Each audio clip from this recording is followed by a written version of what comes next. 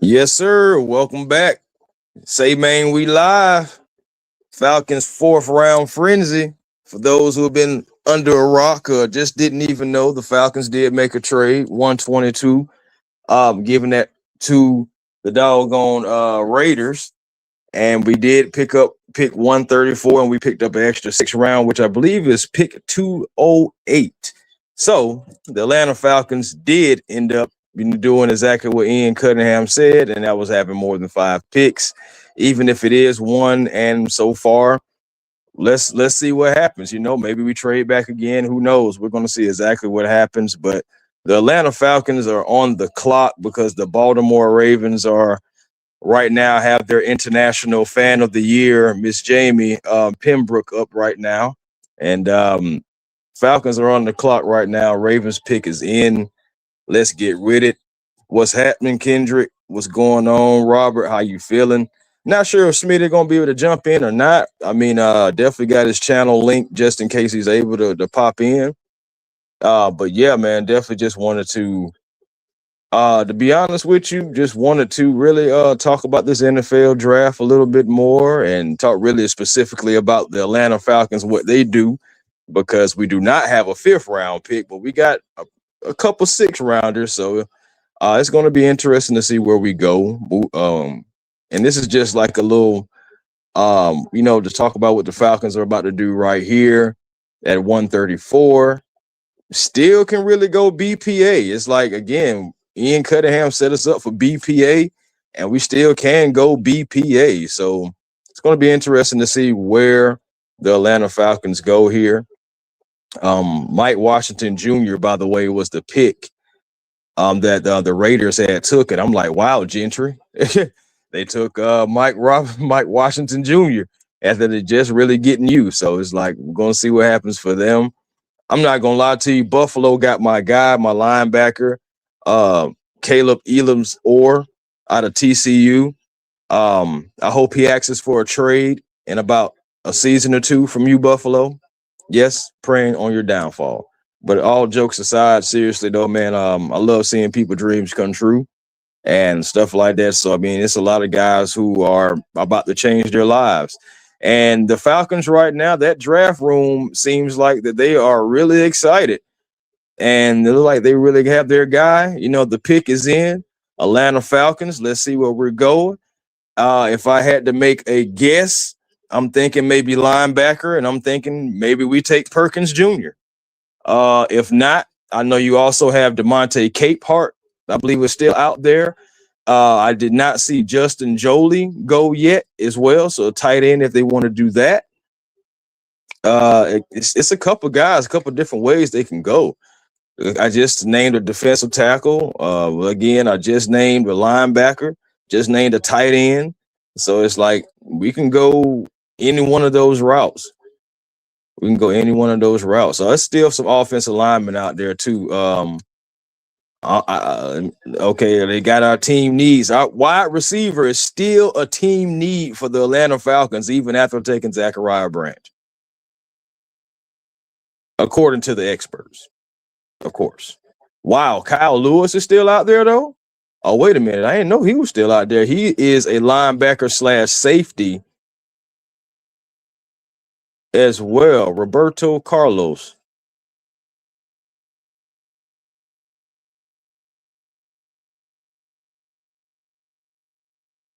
Y'all did not do this to me like this.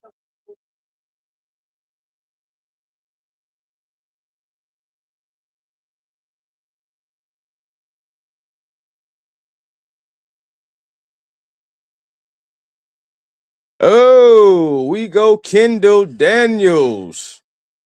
That is the linebacker out of Oklahoma. So we do go linebacker. We did go backer. All right. 6'5", 242. Got some prototypical size. I can definitely say that. 50 tackles, 5.5 tackles for a loss. Got a forced fumble in 2025 as well. Coming from a school that has pedigree, Oklahoma Sooners. Okay, and he was a transfer from Oklahoma State as well. Okay, so in 3 years, he did rack up 257 tackles, 21 tackles for loss, and 7.5 sacks and 5 interceptions in 21 through 24. So again, it sounds like the guy has a knack for the ball, is a ball hawk, and I'm kind of going off of the fly here because I will be honest with you. In all the drafts that I did, really, we took linebacker before the fourth round and of course before pick 134 because for me I didn't trade back or anything like that. I had already done that.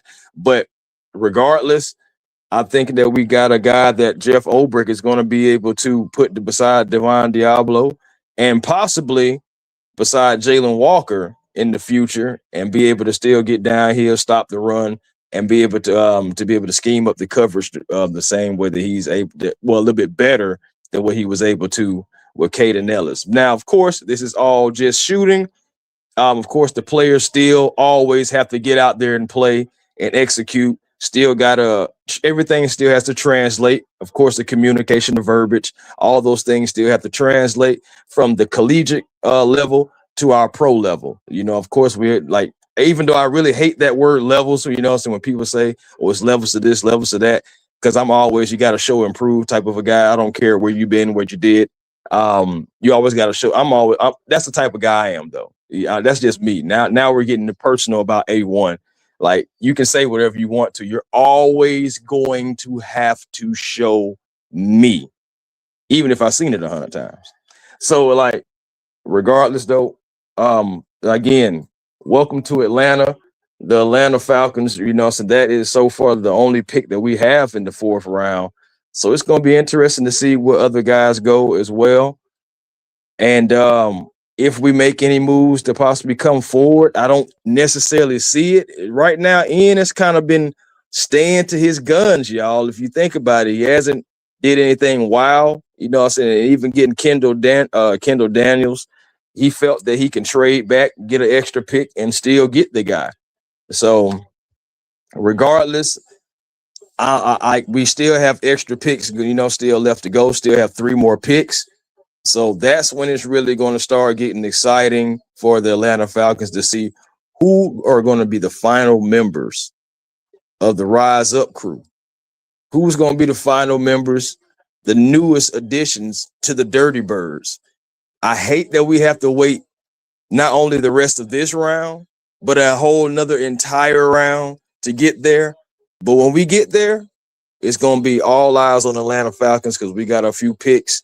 And honestly, there's still some players out there. Also, think about this too, y'all. We'll really be able to see how good the scouting is on the back end when, there's there's not a lot of hot name guys out there. When you're really going to have to just put your scouting hat on and see who can fit the best. We're also going to learn that about our GM as well. So I just like to try to offer you guys perspectives. You know how it goes. But let me see who else is in the chat, man. I've been running my doggone mouth. Miss Drea, how you feeling? Roster boy, I'm gonna come back to that. ATL JT, what's good? Down South Georgia boy, DSGB. If you know, you know.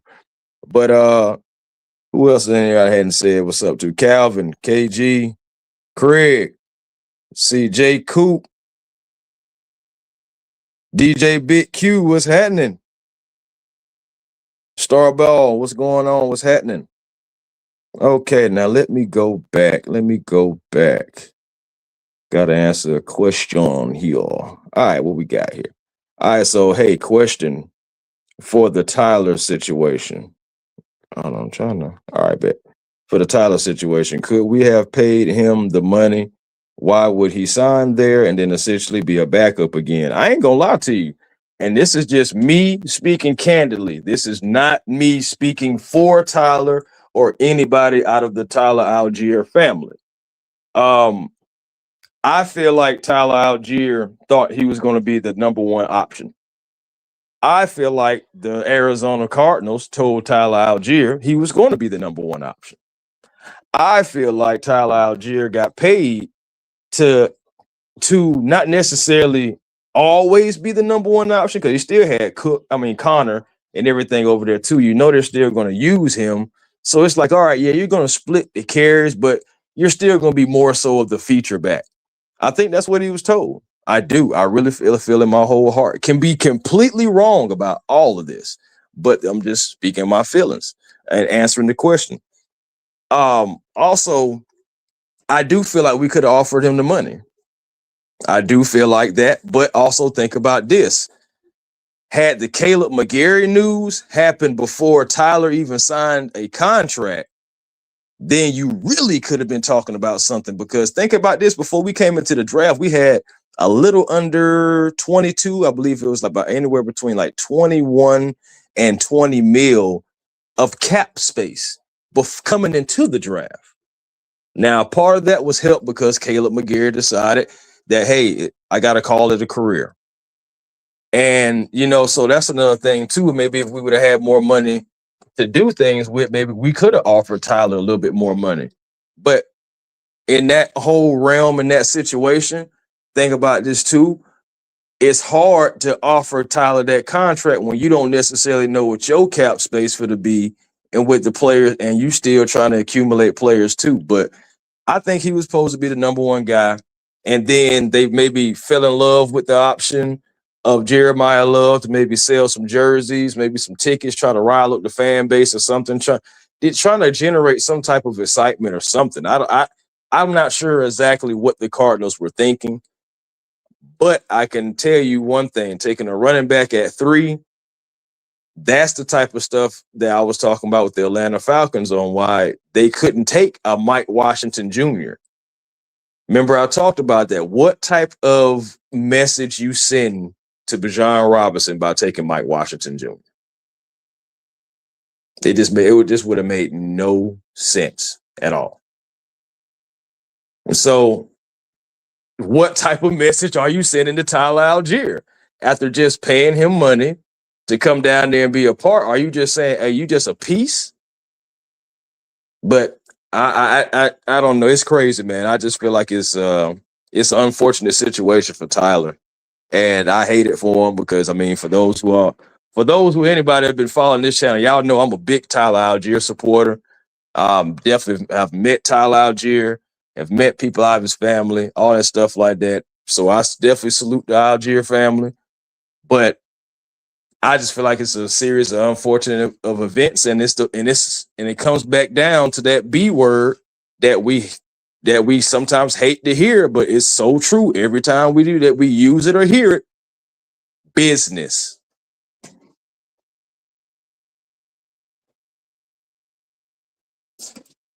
Business.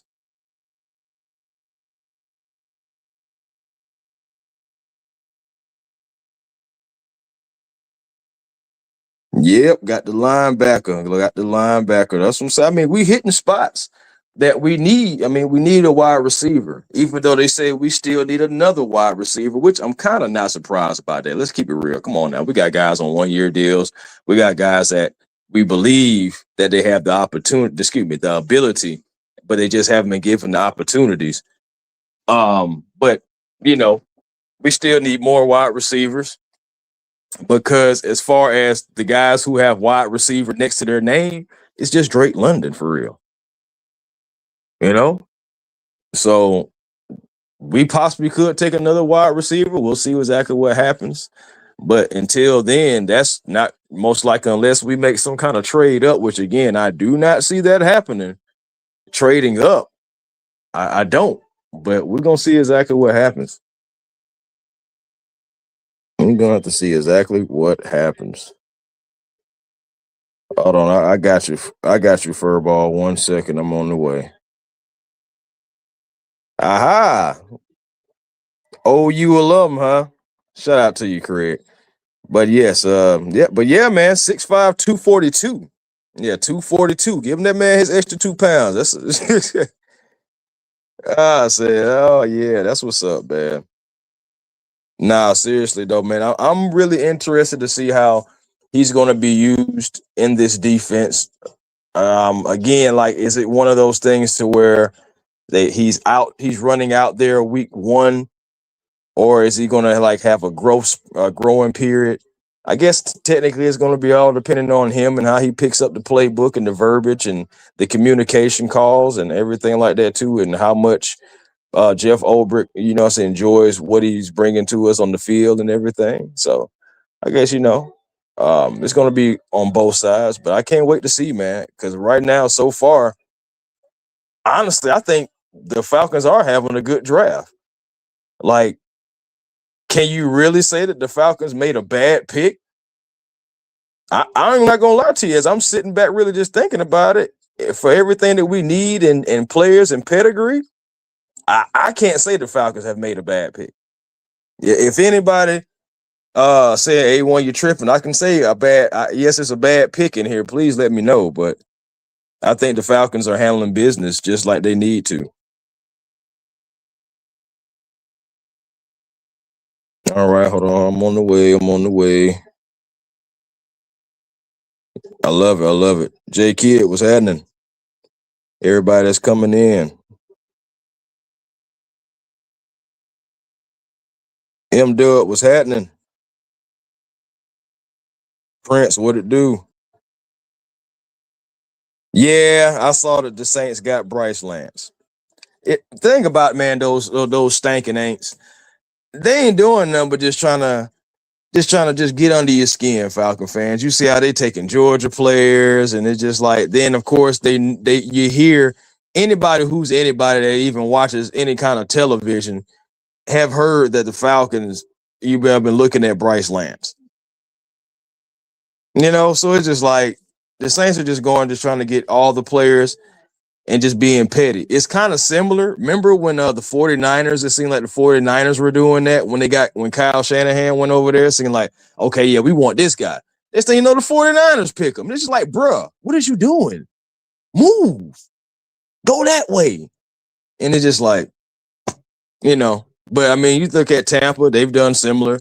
I love the fact that Ted Hurst, Georgia State University, highest taken Georgia State University player in NFL history, but he's going to the Bucks. I hate that, but it's like I love the fact that his dreams have came true, and like he just set set a record right there. You know what I'm saying? Like he's a part of history now, being the highest Georgia State University player ever taken.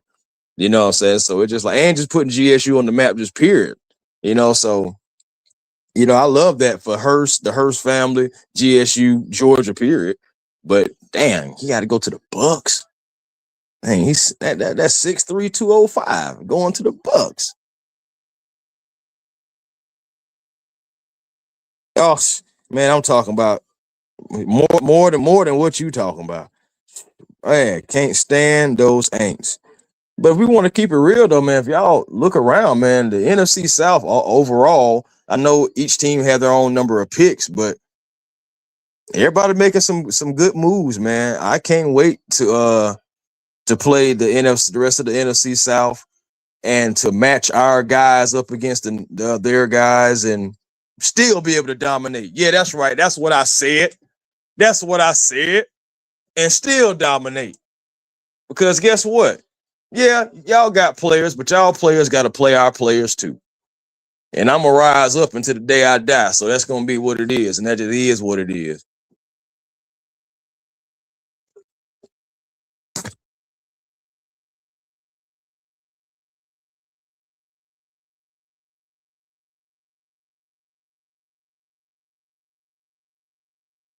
For real, fam. I'm dead serious about this Falcon stuff, man. I don't just talk this stuff because you gotta love the Falcons to talk the Falcons, man. Because sometimes they ain't always love you in your history, whether it was their fault or not.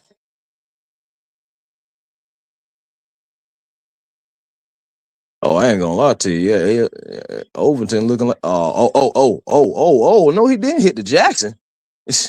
Okay, LT Overton going to the Cowboys. So to finish up this fourth round, man, because Fifth round is probably when I'm just going to kind of be sitting back. Yeah, that's right. They did get Devin Moore. That ain't Cowboys, y'all actually. Oh wow, didn't see that when they got Drew Shelton. That was a guy that was actually mocked toward the Falcons as well, Mr. Drew Shelton. As well. That's why like it was sounded like a surprise to me because I know that was somebody the Falcons were looking at.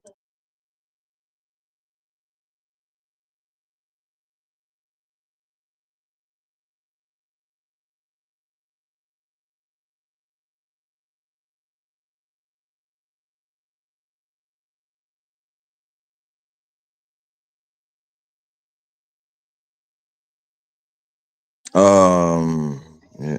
But oh my bad. But yes, Kobe Young, Malik Benson. I think Malik Benson may end up going in a little bit. We'll see though. We'll see what happens. I like the Kobe Young thing for sure too. I know Kendrick. That's what I was just saying too, man. Still right there.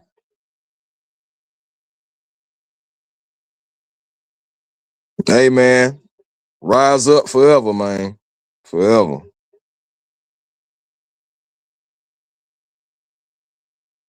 For real.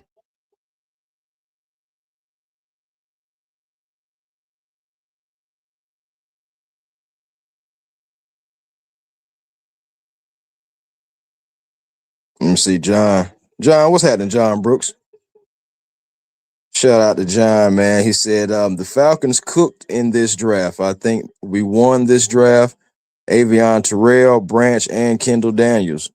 Hey, man, one thing about it, I'm not disagreeing with you. Like I said, I haven't seen anybody in the chat yet say that the Falcons had a bad pick because I'm telling you, I don't think they had one. If anyone feels like any one of those picks have been bad, please speak your piece. You know what I'm saying? You already know how we do here. We respectable. Even if you do have a different opinion on the picks and everything like that, we have never and will never be one of those channels that just gonna bash you, beat you up just because you have a different opinion. We all have different opinions.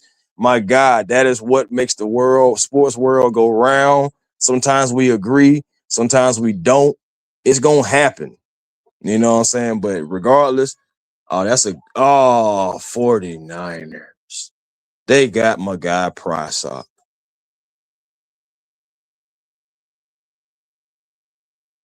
Raheem Morris, you already know I got beef with you anyway for how he left his team. You know what I'm saying? Then you want to go get Price up. Not saying that the Falcons were ever going to draft Price. I just, don't want him to go to a team like that, just but they got a good pickup, man. I ain't gonna lie to you. I actually, even though Decario Davis is technically kind of like the better one between the two, like I like the fierceness. Look at this guy, man. I like the fierceness. Yes, he's in your face. He's in your face. I love that about Price. You know what I'm saying? He is not one of those guys that's going to back down from any body. I'm telling you, he's not going to back down from a soul. So I'm saying, love the fact that his dream just became true, but hate that the 49ers got him.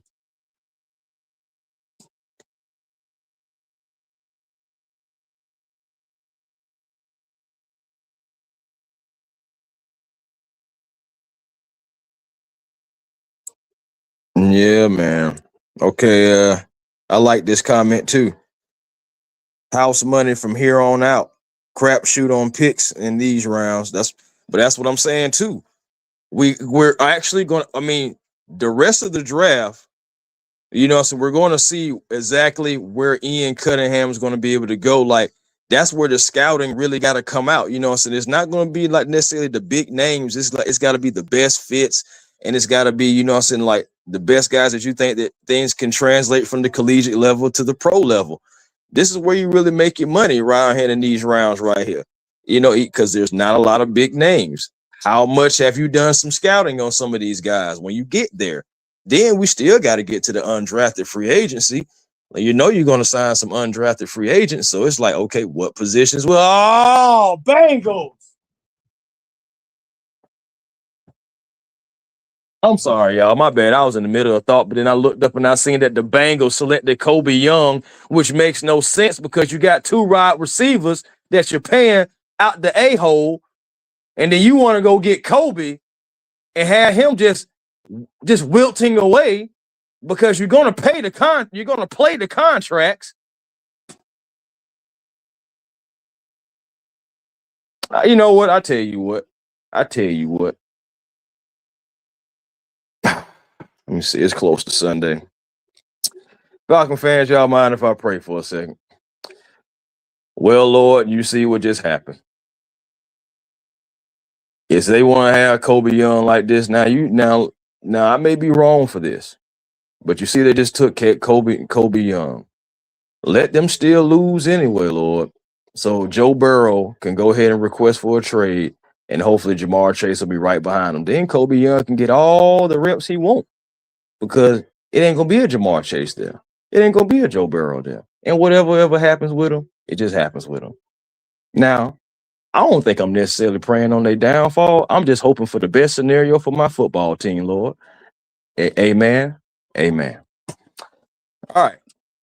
Had to get that out the way. Got to get that out the way. This is said call in now, A1. Heck yeah, King Richie, what it do, man? Been a minute. Hey, man, funny story, man. Funny story. Just random, out of the way Saturday story about King Richie, man. Let me tell you how I bumped into King Richie one day.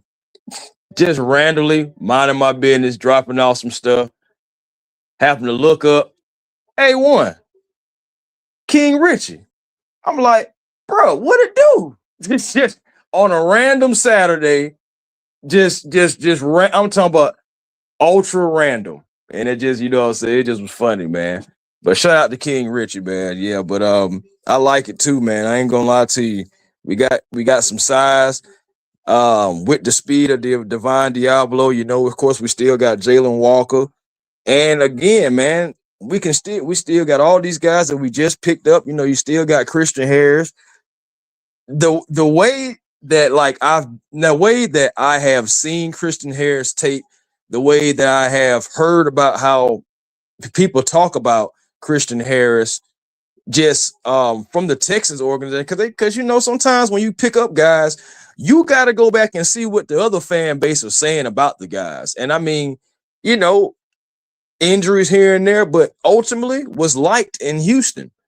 You know what I'm saying? Which would be a little bit different because, perfect example, I've been listening to what things have been said about Taylor. You know, the guy who we have to technically replace Caleb McGarry right now. They're happy he's gone. You know, me as a guy taking on a new guy coming from, you know, a championship team, and they're glad he's gone. It just kind of hurts. But at least we have Bill Callahan. So there is a caveat to it. So, like, hey, man, hit the like button, man. Hit the like button. Again, you know, we still going to get some coverage anyway. Like I said, I'm not sure if Smitty's going to be able to jump in. Smitty got a lot of stuff that he's going on, and, you know, it's a lot of different people that depend on him. So I'm not sure that he's going to be able to do it. But, you know, we're always here just in case he's able to. Now, I'm trying to add. I don't think I'm going to be able to add that while I'm. Let's see.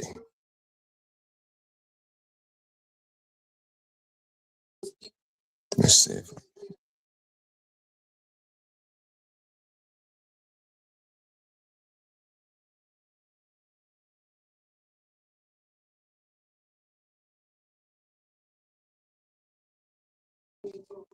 Okay.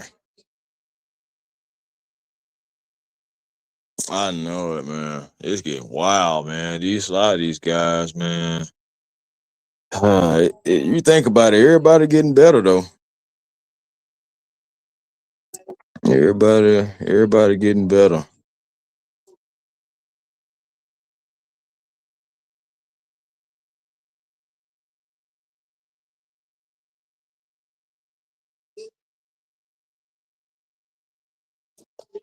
What's happening, Dan? Dan said, I'm telling y'all, I'm telling you, QBs and OCs are going to have fits, with what our defense is going to be able to do to them. Hey, man, I'm right there with you. Yeah. I ain't gonna lie to you. Neither. See, man, again, I haven't seen his name pop up. He may go in the 5th round. I hope not. But if my guy Jeff Caldwell's there in the 6th round, man, Atlanta Falcons gotta make a call, man. That's all I'm saying. Like, just the man is 6'5" and he runs a 4.3. You know, I mean, he honestly can go at any given time. Like for a team that needs a wide receiver or want to double up on it, this is like one of those. Well, the 5th round, I believe, was going to be one of those rounds to where a guy like that can easily get picked up, possibly groomed by a team, and next thing you know, he's making plays. Next thing you know, he's making plays. I just look at it like this. In sports, and so you got to look for your advantages. And when you get to the playoffs and stuff like that, or when you just playing in big games, don't you think you should take advantage of every advantage that you do have? And if the Atlanta Falcons have towering receivers along with some speed to go along with it, yeah, kill them with the speed, but beat them up with the size too. And continue to just flip flop or continue to take advantage of whichever one is being the most successful and continue to run it down folks throats, those type of plays. Competence. Now, I ain't never coached no football. Never will. Not gonna lie to you. Not doing that to myself. But I will say this though, y'all. Like, I really do feel like with competent play calling and with competent coaching, this team can go further than we've ever thought they possibly can go, man. We got the skill players, we got talent. We're adding people in this draft, adding pieces that are not only BPA, but are actual needs. We needed a corner back number 2. How long have we been talking about AJ Terrell and him being the lone soldier over there for how long? No matter what you think about AJ and his ability, he's still been holding it down for the last 7 years over there. So we needed a cornerback number 2. Then you think about wide receiver. Shoot, man, we've been talking about some speed, and we really haven't had like speed like Zachariah Branch speed really since like Turbo.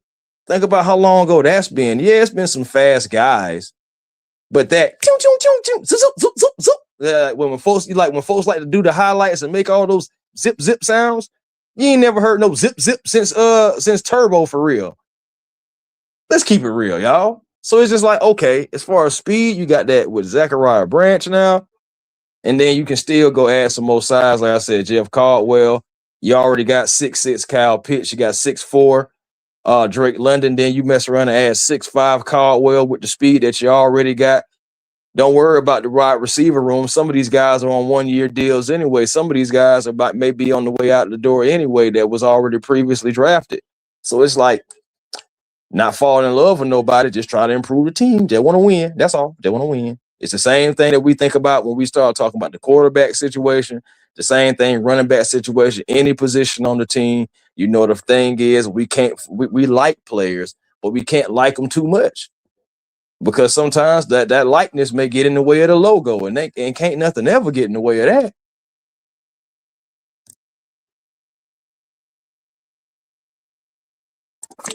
Hold on.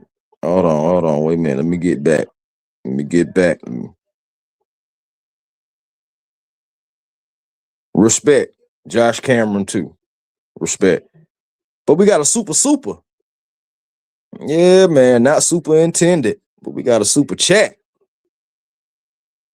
from a guy Eric Rogers, man. Thank you for the $5 super chat. Always means a lot, to be honest. Let's see. We got Avion and AJ Terrell at corner. Our defense is going to be on point. I'm excited for the season. Yes, and think about this too. And we talked about this last night. We still got Natron Brooks that we brought back. Clark Phillips is still out there. Then who else? Then of course, like Avion. Then you still got Kobe Bryant still out there. Mike Hughes is still in there. So again, family, yes, the Atlanta Falcons cornerback room is getting not only better, but it's going to have some competition. So that Smooth Smitty slid in all quiet, and as quiet as a mouse he was just then. But Man, you yeah, know how I man. do it. Hey man, just in here talking with the good people, man. In here talking with the good people, man. I know you don't talk about the linebacker already. I'm pretty sure of that, but that was kind of a head scratching move in some kind of ways. But I just put out a short and I get it. Uh, if you think about the linebacker situation with the Falcons, we needed a linebacker. I'm Facts. looking at this. I'm looking at size over production in this pick because this is a Jeff Ulbrich type pick. He It teaches is. versatility. He teaches versatility. At 6'5", 245, he can use him as an off-ball linebacker, or he can use him as an edge rusher. And I'm looking at this as Jalen Walker, Divine Diablo, and all these guys, and he's more athletic than Caden Ellis. Yeah, So he is. the He more I is. look at the pick,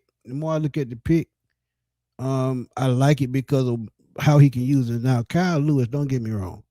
This dude is Deion Jones 2.0 in so many ways because Man. he's the best cover linebacker.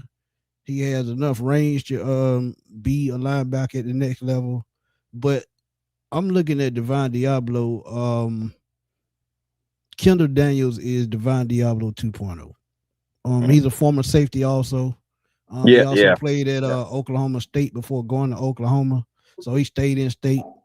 So I get the pick, but I don't agree with it because I think Kyle Lewis, with his coverage ability, probably would have been a better fit. But again, it fits what Jeff Ulbrich is trying to do and being versatile. So I can Yeah. roll with it. And I'm not gonna lie to you, family. You already know me. I was talking about Kyle Lewis, and honestly, I would have drafted him even in the shoot. Really, no draft that I did, he went past the fourth round. So to see him drop like this, I know a part of it has to do with people worried about his size. But Yeah, I five mean, eleven. yeah, people worry about his size. I mean, similar with D'Angelo Pons, but still, man, a gamer again, a guy who willingly said, even if a team doesn't want to necessarily use me at linebacker immediately, if they need me at safety, I can do that too. You know what I'm Right. saying? So my thing is a versatile guy completely on the defensive end, can drop down and be that extra linebacker, but also can step back and drop and help and also in coverage too, and have safety skills, not just somebody that they Agreed. just throwing out there and just hoping that he can do it. He's played safety. So it's like having those instincts as well, man. And you could have added that to the Falcons defense.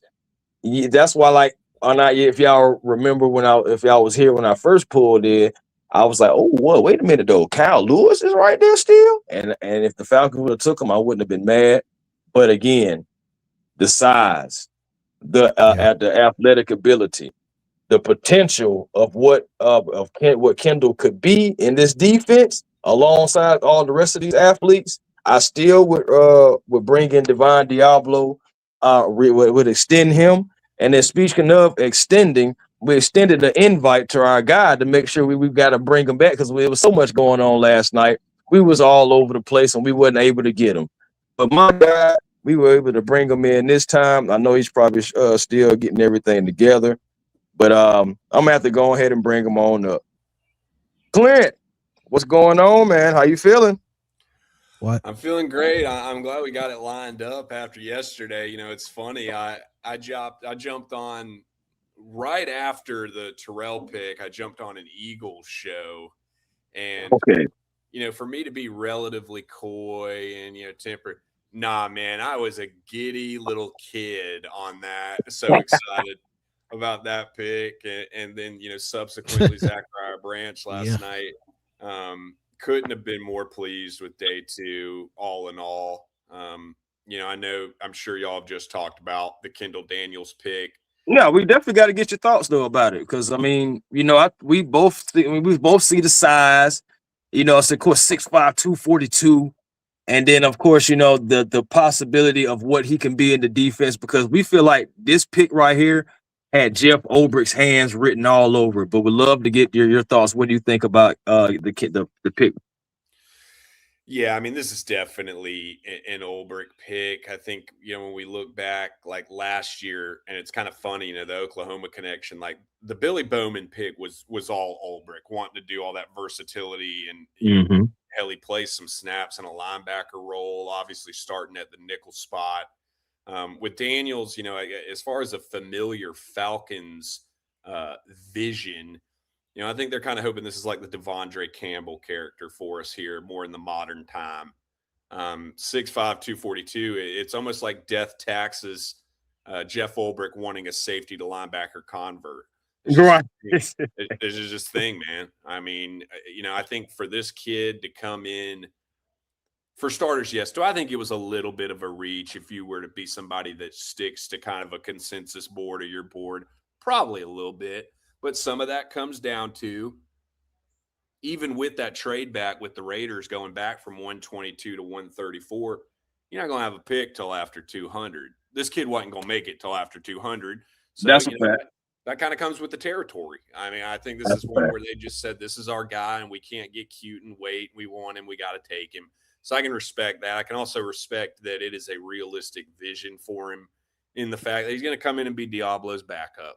Come be Diablo's backup, develop him, let him be a good rotational player in that linebacker room, and kind of be a different archetype from some of these free agent additions you had. It's like you bring in a Channing Tindall as more of this, sub 230, Christian Harris, the sub 230, 235-pound guys, more of these speed backers.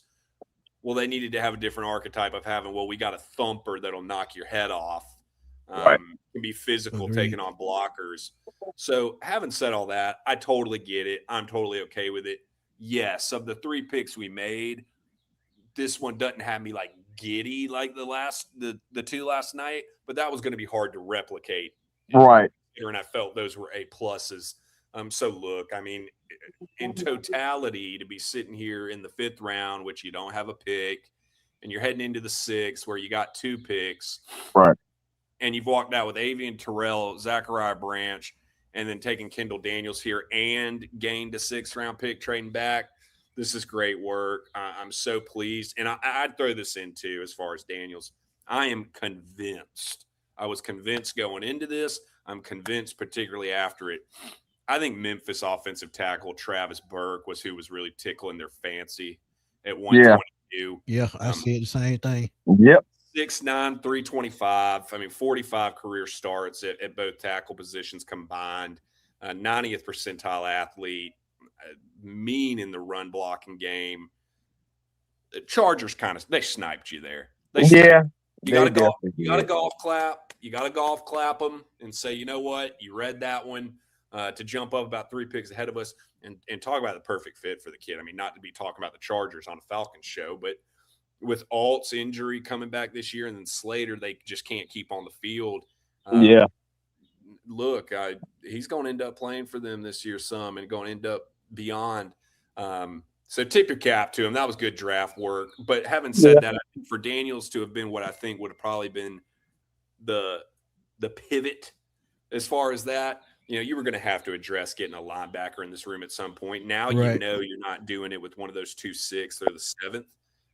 Right. So turn around and see if there is somebody on the offensive or defensive line you think you can get some mileage out of, or see if you want to double up at one of those 2 positions we had yesterday and get ready to blow up the phone with some undrafted free agents. Yeah. I know you saw that the Aints, what they did, Mr. Lance. Yeah, I'll tell you, I have had Lance as like my perfect day 2, day 3 Saints pick for months now, and damn them for actually doing it. Yeah. Hey man, you gotta stop being such a good scout, man. That's what that's but I mean, look, the kid is 6'4", runs a 4.34, a 40+ inch vert. I know that he's an older prospect, but when you look at the addition they just had in Jordan Tyson and then Olave, and the fact that Olave and Tyson have such heavy injury profiles. Lance will end up playing a ton for him. That was a good insurance pick, good value pick. I hated to see that one. Look, you got to tip your cap to the Saints. I mean, I would not even just beyond Tyson in the first round. I mean, Kristen Miller, Oscar Delp, to go take Lance. They've done work, man. They've had a good draft. On the bright side, Clint, Justin Jolie's still on the board. Yes, he is. So hey, we still got a shot. Yeah, you know, Jolie. This is dramatic, but he is a victim of yesterday. There being this run of reaches, one at tight end, but more particularly these blocking tight ends. I mean, you know, not to be negative Nancy. They're trying to get a blocking value. Yeah, not to be they're negative trying to Nancy, get the value in blocking. but the kid that the Jags took, Nate Borker, that was maybe the. Oh my God, that was a reach. I was like, what? Yeah. That was Reach City population of 1. You know, I thought Max Clare out of Ohio State to the Rams. You know, there's nobody smarter than Sean McVay, but he's really been chasing the high of missing out on trading up for Brock Bowers a couple of years ago. Terrence Ferguson was a reach last year in that trade with JPJ with us, the pick they used. Yeah. I thought Clare was kind of similar in terms of that. You keep it going, like Will Merrick, the blocking tight end out of Ohio State, like the kid. He's not a day 2 pick. You know, having said that, there was just that run that teams were, what do they know that I don't know? What are they doing? They've done this. Oh, can we wait? Kind of thing, similar to what we were talking about with Daniels, that I think Jolie's a little bit of a victim in that, and the fact he's a motion tight end. He's not going to be much of an inline blocker. But just pulling for the kid that he gets a great fit. Hell, if it's with us, we really can get a little interested talking about this whole Pitts thing, even though I would lean to thinking he's probably just sticking around at this point. But but on the way I see it now, the deadline or the trade deadline. If it's not a trade deadline, he'll be signed long term. But right quick, super chat.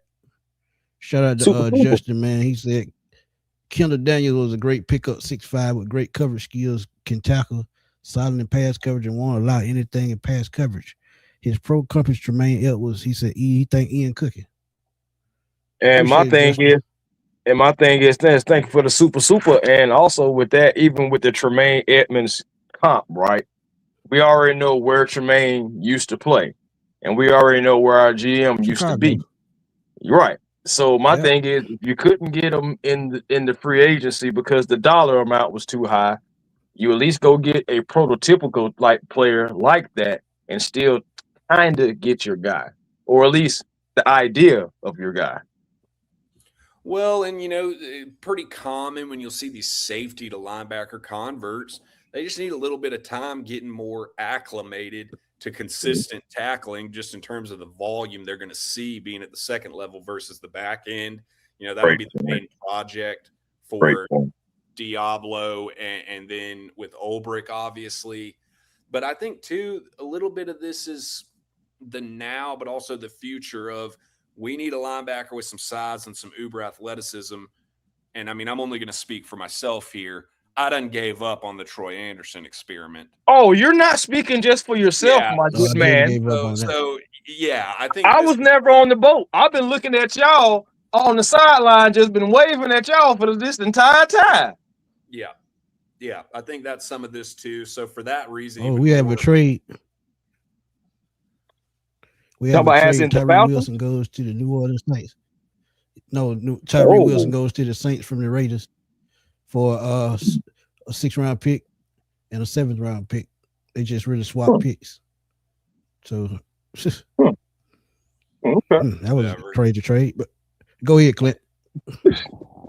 Yeah, that doesn't move me at all. That's just I'm like, okay. we just talked about washing your hands of a former draft pick right there. That's the Raiders saying we're tired of this shit. As far as Tyree pretty much. Take on that one, but real quick, since we is talking about the Raiders, what did you think when they because I mean it is kind of Falcon related because they traded with us to get it. So it's like, what did you think for them to trade all the way up from 134 to 122 to take a running back, even though they have one? I think Mike Washington Jr. is one. If you look at the variance across boards league wide, there's going to be teams that had him as high as RB3. There's going to be teams that had obviously below that. I think that's just a declaration for the Raiders that they were one of those teams that had him at running back 3. And to be sitting there in the mid 4th, I guess they felt really good about the value of taking a third best at the position at that point in the draft. That'd be my comment on it. Would I have necessarily done it? No. I also just think in terms of maybe some more of their volume of their picks and paying them all. That pick 208 for them might have been one where it was kind of like, this is our guy. We want him. We're not going to get cute and fart around. We'll toss this for it, whatever. I mean, I'll say this from being in the Senior Bowl. Washington's short area burst is fantastic. As the player's just gotten better year over year over year, transferring up. And ultimately ending up at Arkansas this past year. I think that's a nice testament and sentiment to Mendoza, just as far as getting him some talent. But I mean, yeah, I wasn't really moved either way. My takeaway was what I just said. He was their RB3 behind the 2 Notre Dame guys. They saw an opportunity with a team like us that didn't ask much and took it. Yeah, that makes perfect sense to me. And it fit right away too. They like guys with speed, so it fit right into what they like. Yeah, Al Davis smiling from heaven. I think that's an interesting one that just went. Justin Jefferson, Alabama linebacker. That's a good pick. That was a solid pick. As far as taking Daniels and looking at your preferences at linebacker, Jefferson does line up more with what I was talking about, a Christian Harris or a Tyndall, those smaller coverage backers. But there was a 30 visit with the Falcons, so there was some obvious interest just in terms of backers go, and that's a nice pick to see from the Falcons' perspective. Mm-hmm. Well, you got to do that due diligence. We talk about that all the time, and my thing is, even with them being interested, that just, allows me to believe that they were just doing due diligence to see how he could fit in. And just in case, it may have been somebody that got picked up. You got to make sure you have backup plans. Got to make sure you be able to have different players that you can scout, that you have scouted and talked to. So, man, like you said, good pickup, Justin Jefferson. I'm glad that Daniels was able to fall to us, and they like that's the guy that we want. So, ultimately, now it feels like the rest of these picks are kind of like house money type of thing. I know that was what was said in the chat earlier as well too. And I still think they got to address the offensive line though, Chris. At some point. I'm with you. It's still, you can still go after somebody on the offensive line. I hate the fact that we don't have a 5th round pick though right about now. Thanks, Kurt. But I actually like it. Getting Sam Hecht and Zakir. You got to. That's 2 guys that can be starters right there. I thought of Wheatley as one of the better 6 or 7 safeties. I thought of Hecht as one of the better centers. To your point of wishing we had a 5th and laughing at Cousins. Yeah, absolutely. Thanks, Kurt. Boy, that sucked. Yeah, Chargers just got Nick Baird. I think that was a good pickup as well too. Oh yeah, I like that. Yeah. Let's go back to the Raiders right quick, because McCoy from Tennessee dropped all the way to the 4th round. I know why, because of the knee injury. And if he ever gets back to 100% soon, I think they got them a 1st round talent in the 4th round. I think he's going to be a steal. What you think about Jamal McCoy going to the Raiders? They were the perfect team to take that bet, and the fact you look at their corner room entering today, Eric Stokes coming off some injury history, former 1st round pick with the Packers, played for Georgia, real physical corner. And then, they've had the Pete Carroll special and taking Darian Porter out of Iowa State, 6'3" corner with a lot of upside. They've got DeCameron Richardson as a backup there. I know they took Traden Stukes early yesterday. Yeah. Some versatility in the secondary. But having said all that corner room still needs some competent bodies that have corner one kind of upside. Look, we talked about them trading up with us in volume of picks in this rebuild. They know that's going to take some time. To be sitting there with the 1st pick of the 4th round and a kid that as far as his talent, as his best, can be a top half of the first round player. You take the swing, man. You take the Yeah, I swing. agree. I like Right. seeing that format. It's like you're looking at him saying, our worst case scenario. This kid falls down the stairs tomorrow and can't ever play football again. Okay, we swallowed a 4th-round pick. Life moves on. Yeah, agreed. Our Yeah. boy Justin Jody just got off the board. He goes to the Denver Broncos. Perfect fit. Oh, perfect. Yeah. Happy for him. I'm not. One thing about it, I'm not ever cheering for anything that Sean Payton does. But man, that's a good pick because you think about it, that's a position that they really need to. I would say, Address. Yeah. address, solidify. That's the word I was trying to. Yeah, they got to solidify that position. Think about it, man. It was one point in time where it was Noah Fant, or Noah Fant was Yeah. the number one guy. Yeah, Yeah. so it's like, and remember, they were also a team that was being brought up about Kyle Pitts as well, possibly going to the Yeah, because Broncos. he loved them bigger tight ends. Right, but now they got Justin Jolie. Again, like Clint was saying, the guy who is a motion tight end, could move around, catch the football. But dude, going to the Broncos. Going to the Broncos. So Go ahead. the another team is having an interesting draft, and I think they hitting home runs. Cleveland Browns. But for them to pretty much be starting over from scratch, they've hit on a lot of picks. How much do you think they've improved helping Myles Garrett? For starters, not related to the Myles Garrett comment, but I thought it was so awesome seeing him double dip at receiver like that with Casey. Oh yeah, I love that. On at 24, yeah, it's kind of the field spreader, and then going at 39 with Denzel Boston as the power slot, similar to what we see when Drake's playing in the slot. I loved that. Off the top of my head, I know they went with Emmanuel McNeil Warren at 58, the safety out of Toledo. I'd have been comfortable with him and projected him closer to that 39th pick for him. So I thought that was great value to throw in that room. Between Grant Delpit and Ronnie Hickman, probably need to look to get younger and upgrade at one of those spots here soon. Liked that one too. I know they took Fanow. They took Austin Barber, was really underrated tackle out of Florida. I hated that. I hated that. Yeah. That was one of our guys. But I'd have to see as far as what else they've done. That's off the top of my head. I can remember. Yeah, they've had a draft, man. I think Shador takes another turn this year. Don't know what's going to happen with Watson. They may just shoot that money up. But as far as getting him weapons, they did a damn good job. Because you got to think Judkins is already there, too. He ran the ball very well last year as a rookie, even though he started camp late. So, and they not done. One quarterback that's interesting to me, Drew Aller came off the board. Him and Nussmeier from LSU, they were kind of neck and neck to me because they pretty much had the same problem. A little inconsistent when you come to both of those guys. But do you think he has a chance to develop in Pittsburgh properly, or was it just a reach? In terms of the physical tools and the upside, it wasn't a reach there at 86.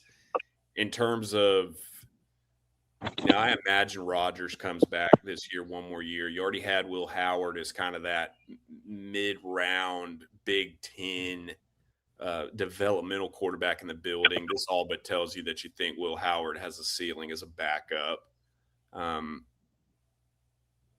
I would have thought some other needs with Aller. I think, too, when you look at – you mentioned Nussmeier, like the fact he's still hanging around. I'm like, yeah, I'd rather be taking Nussmeier in the 5th than Aller in the 3rd. Nussmeier, bless him, he was playing all last year with that abdominal injury and also playing for the biggest D-bag in college football, and Brian Kelly. I think that was tough. But I didn't like the Aller pick personally. I'm kind of like, you guys have done you've done this. We're going to try and get cute with the quarterback thing. You take Kenny Pickett at 21. That was horrific.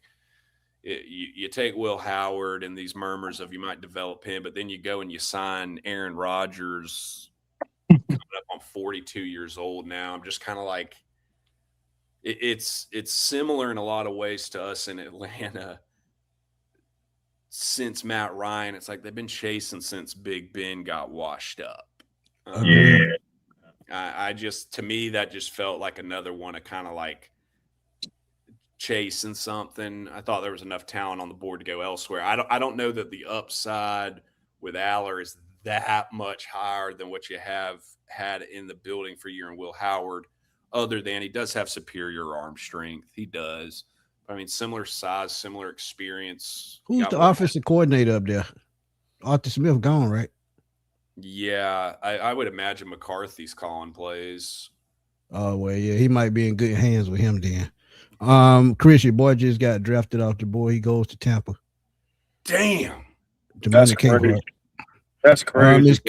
Miss Carey, thank you for the donation. Truly appreciate it.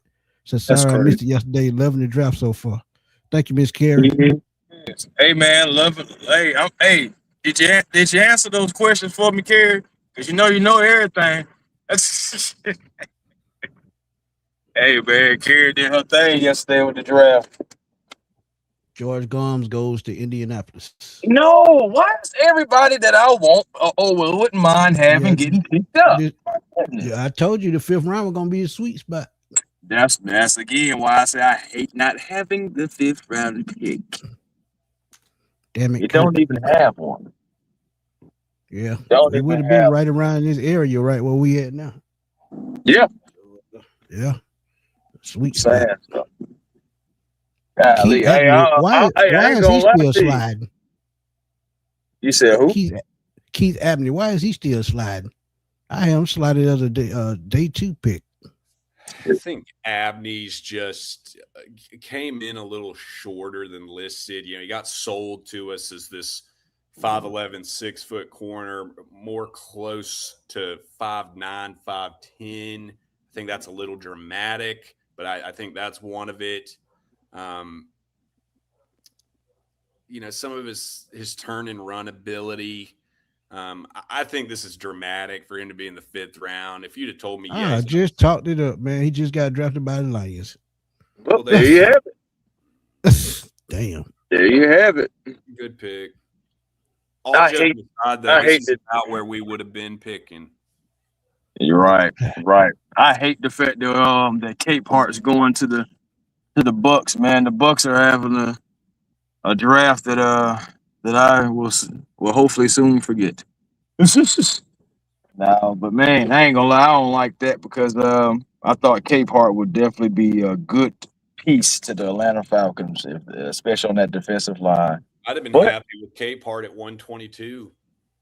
Yeah. Me personally, I would have because I actually drafted him at 122 with that same pick. So yeah that definitely would work for me too. Yeah, that definitely would work for me too. Yeah, because I think that linebacker from Arkansas, I think we could have got him later in the draft, and he could have filled that linebacker spot. But like I said, I get it because they were pretty high on Daniels because they actually visited with him too.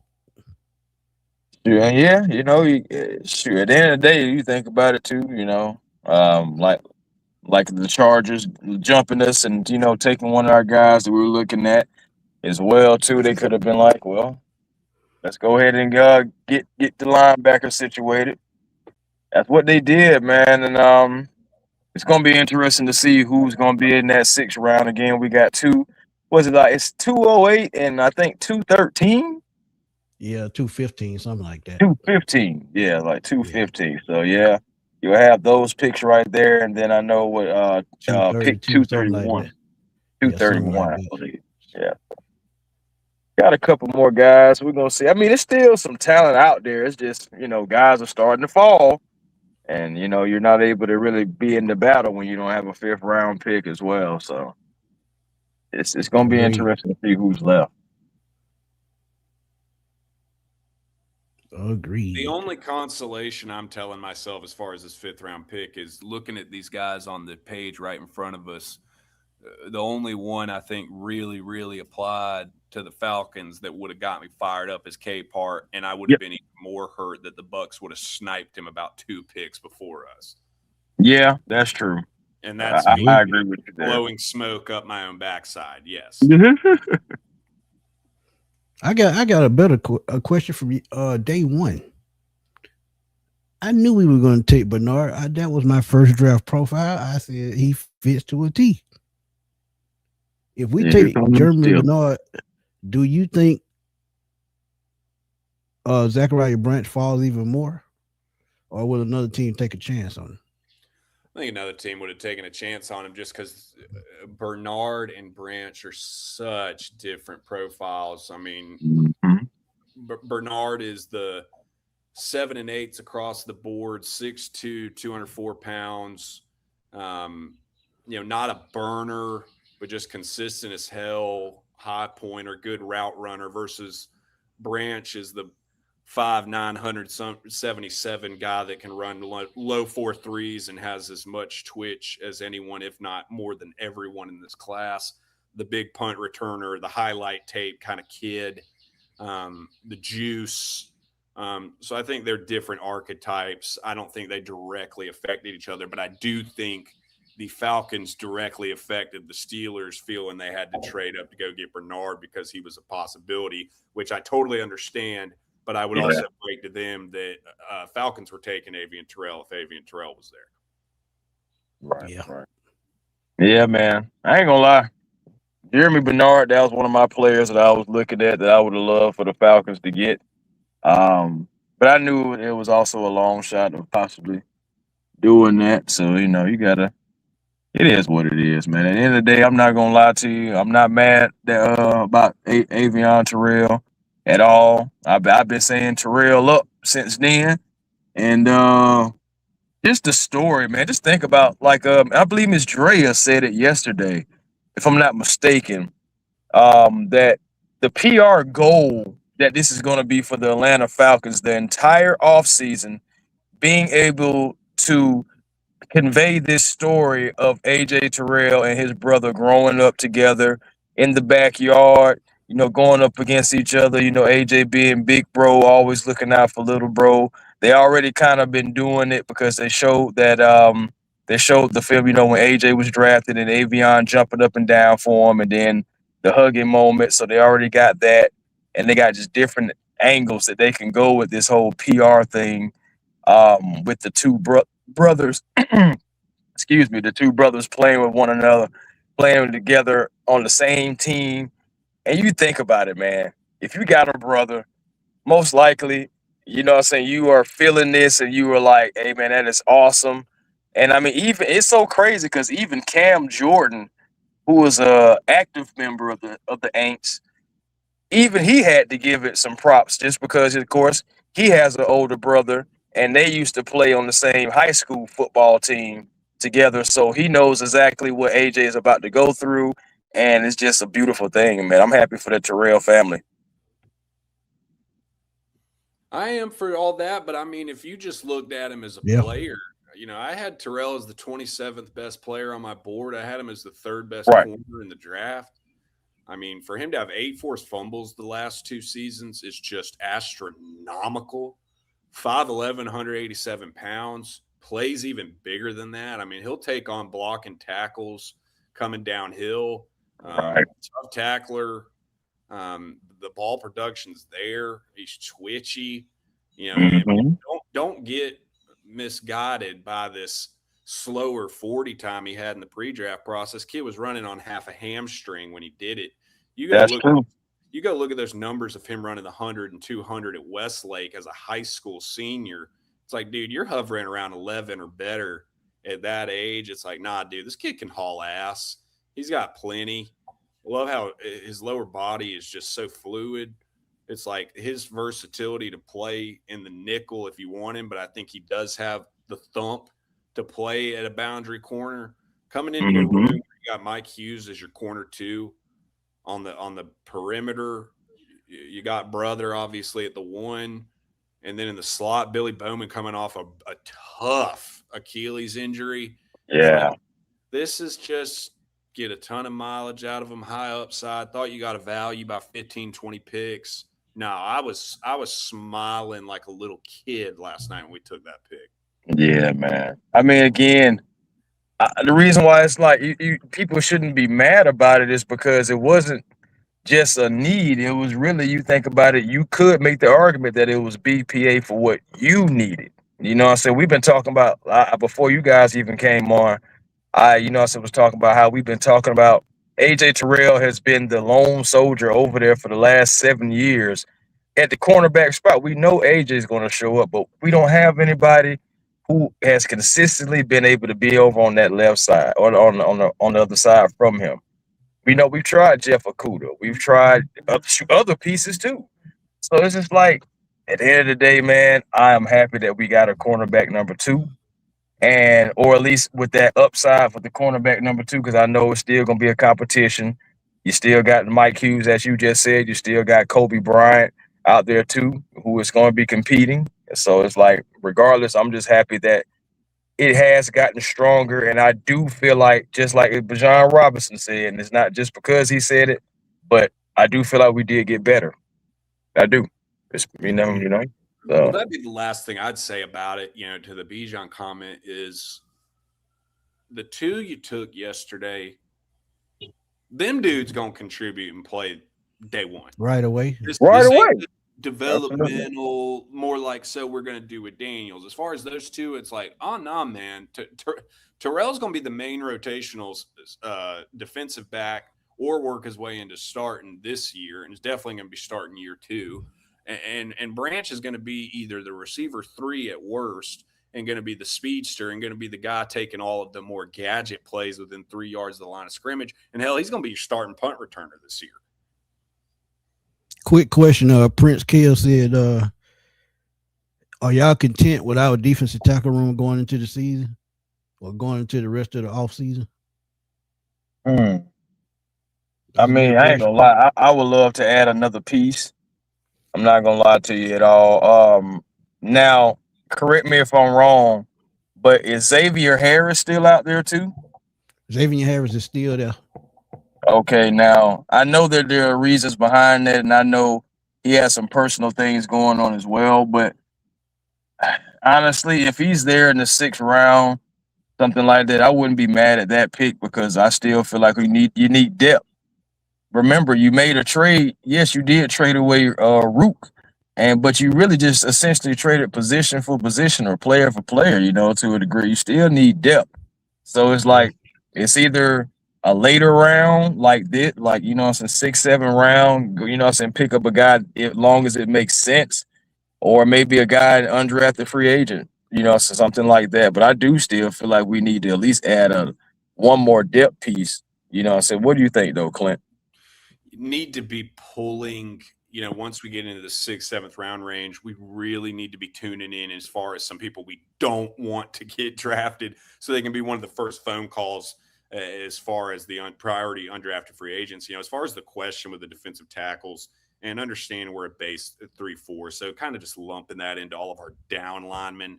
I think Deshaun Hand is one that, as a kind of consensus fan base, we're not given enough pub at the potential there. I think there's a real good vision and a good floor with him as far as his ability.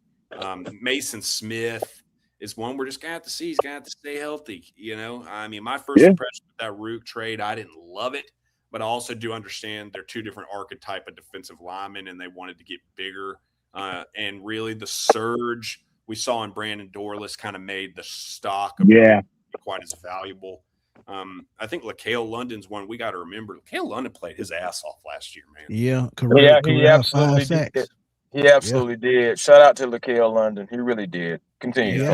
He actually put on weight to fit the spot. Mm-hmm. Yeah, he did.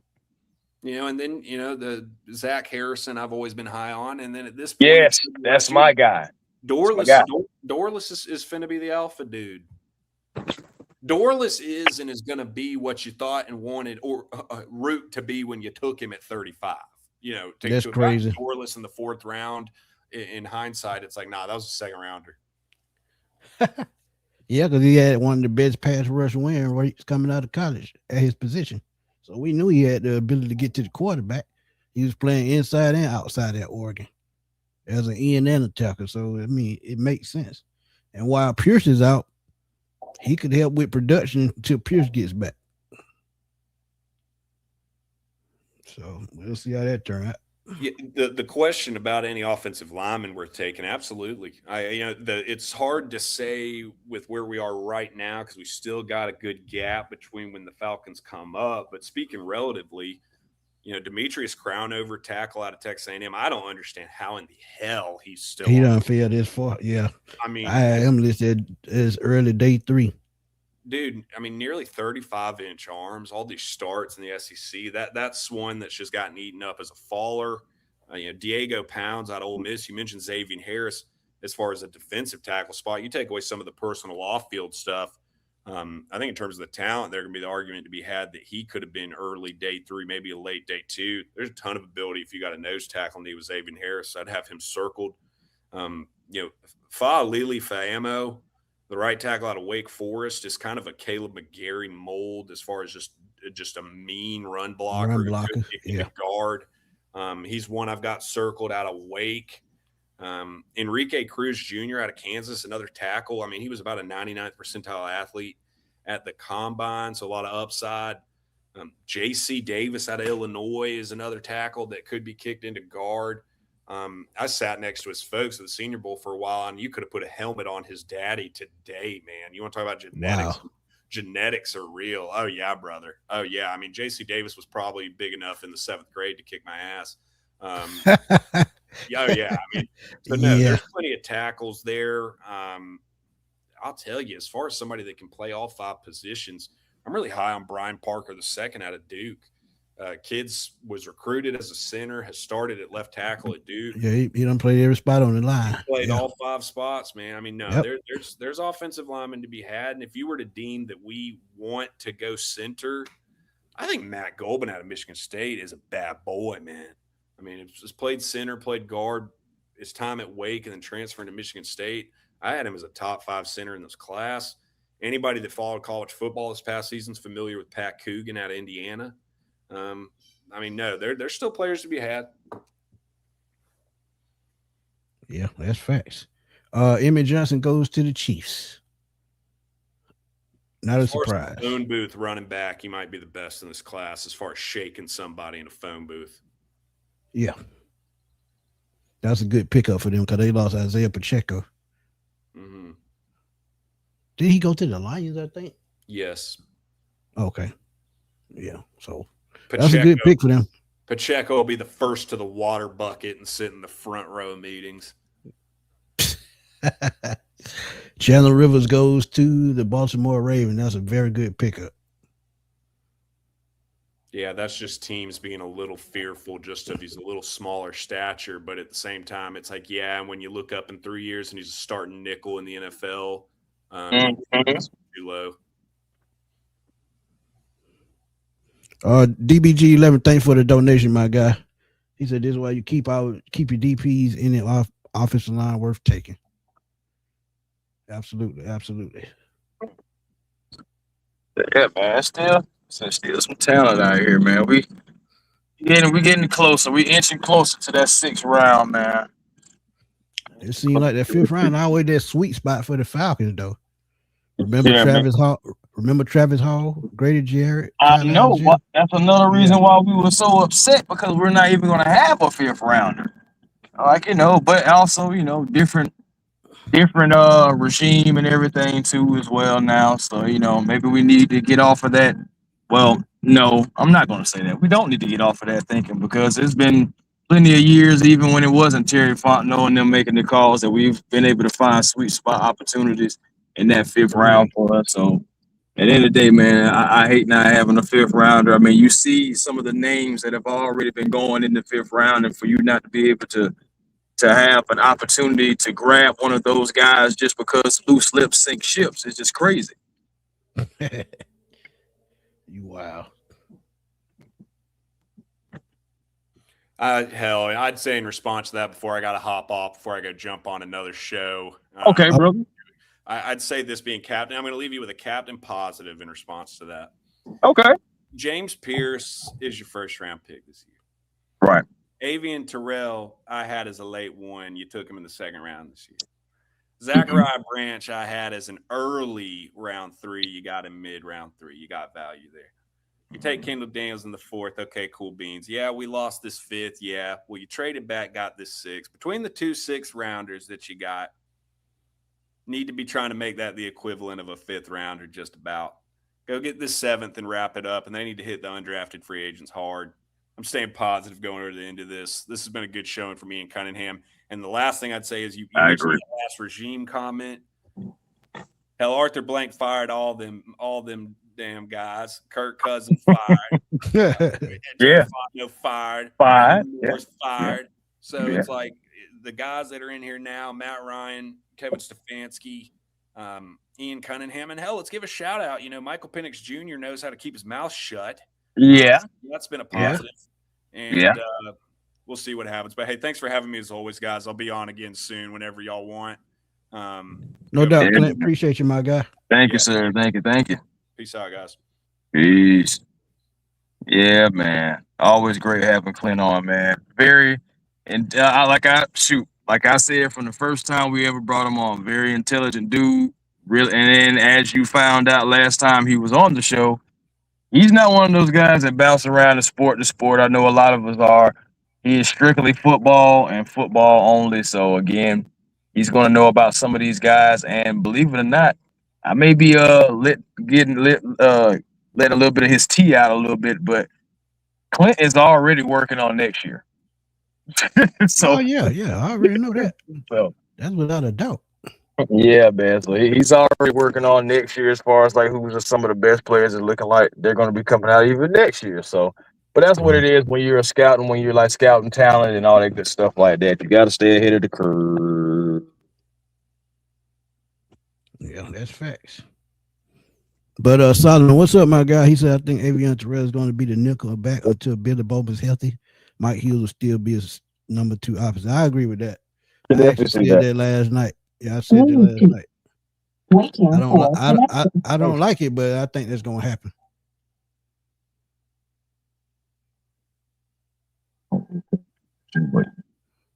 Jacksonville drafted another tight end. What they got going on?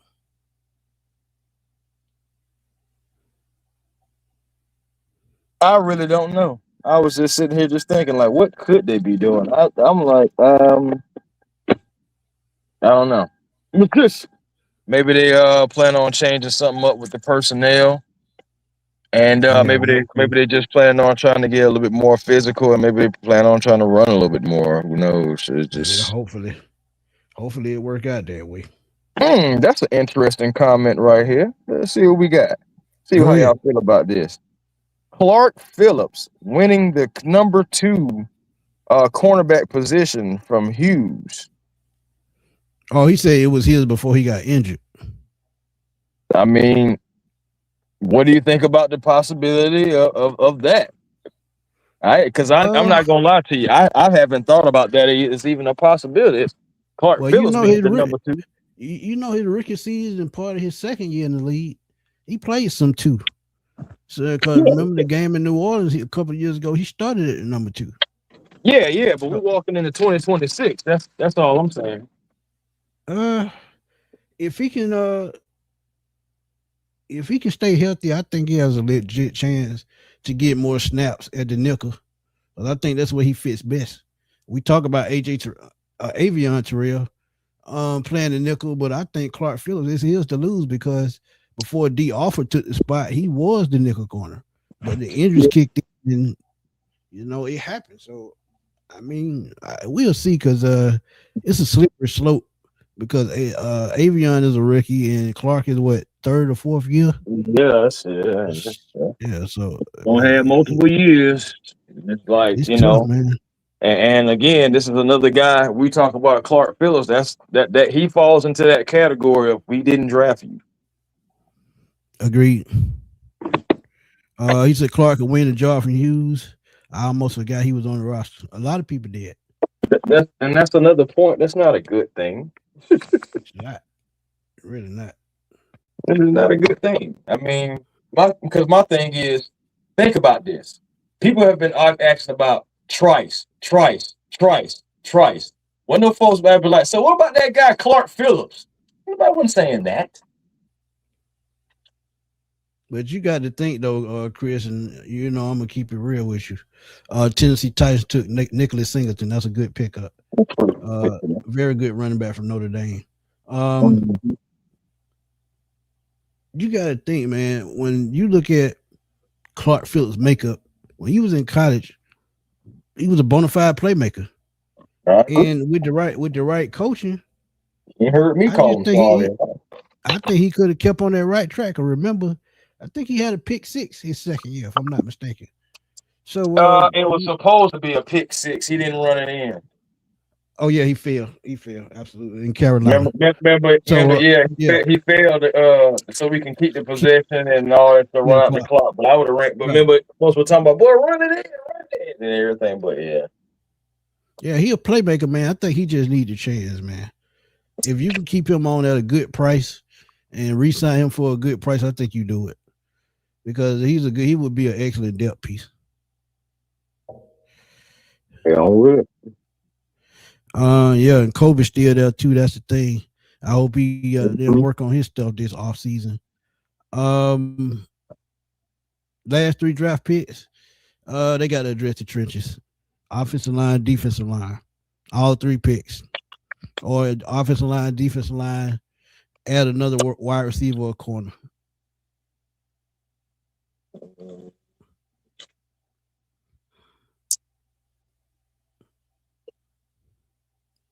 Man, I'll tell you one thing. I will say this about like the overall draft. Like, how do y'all feel about the overall draft as far as them taking down like what it was like? They took off like 2 minutes.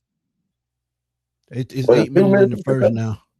Yeah, 8 minutes in the first, but I think where we at right now, the 5th round, I think it's only like 3 minutes. Yeah, man. They had to change it up. I think it was too long. 2 minutes. I mean, a lot of people, they already got their boys together, so they just, plucking out the board and keeping it moving. They still added some time back though, because all these people, calling the draft picks and all that stuff like that, and then you got some legends that's been coming back and seem like they've been talking forever and all that stuff like that. Yeah, man. My thing is, I feel like older people are just long-winded naturally anyway. They just got so much up in their head that they just want to say and they just want to get it out before they forget it. Yeah, that's normal. All right. But at the same time, it's also a little annoying. I ain't gonna lie. It's also a little. I'm just keeping it real. Matt Miller done it twice. Man, oh my God. Oh my God. So I gotta be like what Lady E say last night, man. Y'all just write a letter. I think we go John. He said he think we go wide receiver, running back. I think we pretty much said at running back to keep it real with you. If they were gonna take a running back, I thought it was gonna be Singleton, who just got drafted. That was my guy outside of Mike Washington. And that would be something that Mike Washington goes to Las Vegas and take that spot from Genty, and he was a damn first round pick. Man, I'm just saying, you see things like that happens, man. So you just sometimes you think it's gonna work with one guy, it doesn't. Next thing you know, you try it again with another. Again, I just feel bad for Tyler and the whole Jeremiah Love situation because you know that he's going to play. They drafted him 3rd overall. Right. And this is football. I mean, like basketball, like you take a guy that high, like you really gotta be a focal point because it don't make no sense now. Yeah, you can. Bowman can play the 2, but I think he's better as a nickel than a safety. If they want to move on from Jesse Bates, he can slide right into that other safety position. Yeah, that's why I said Jesse Bates was expendable at this point if they wanted to move on. Just to say, I want to be Falcon for life.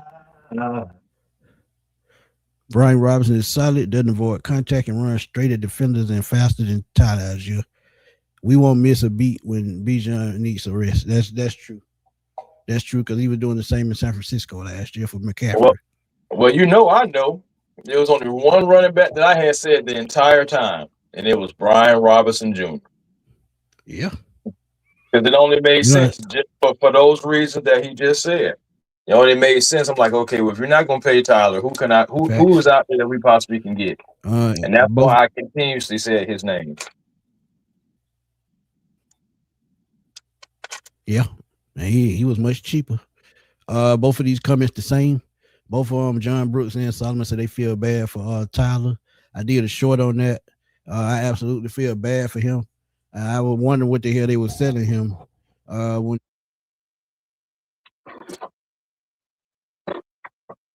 Shoot, give some thoughts. What do you think that they tell Tyler? Like your own personal thought.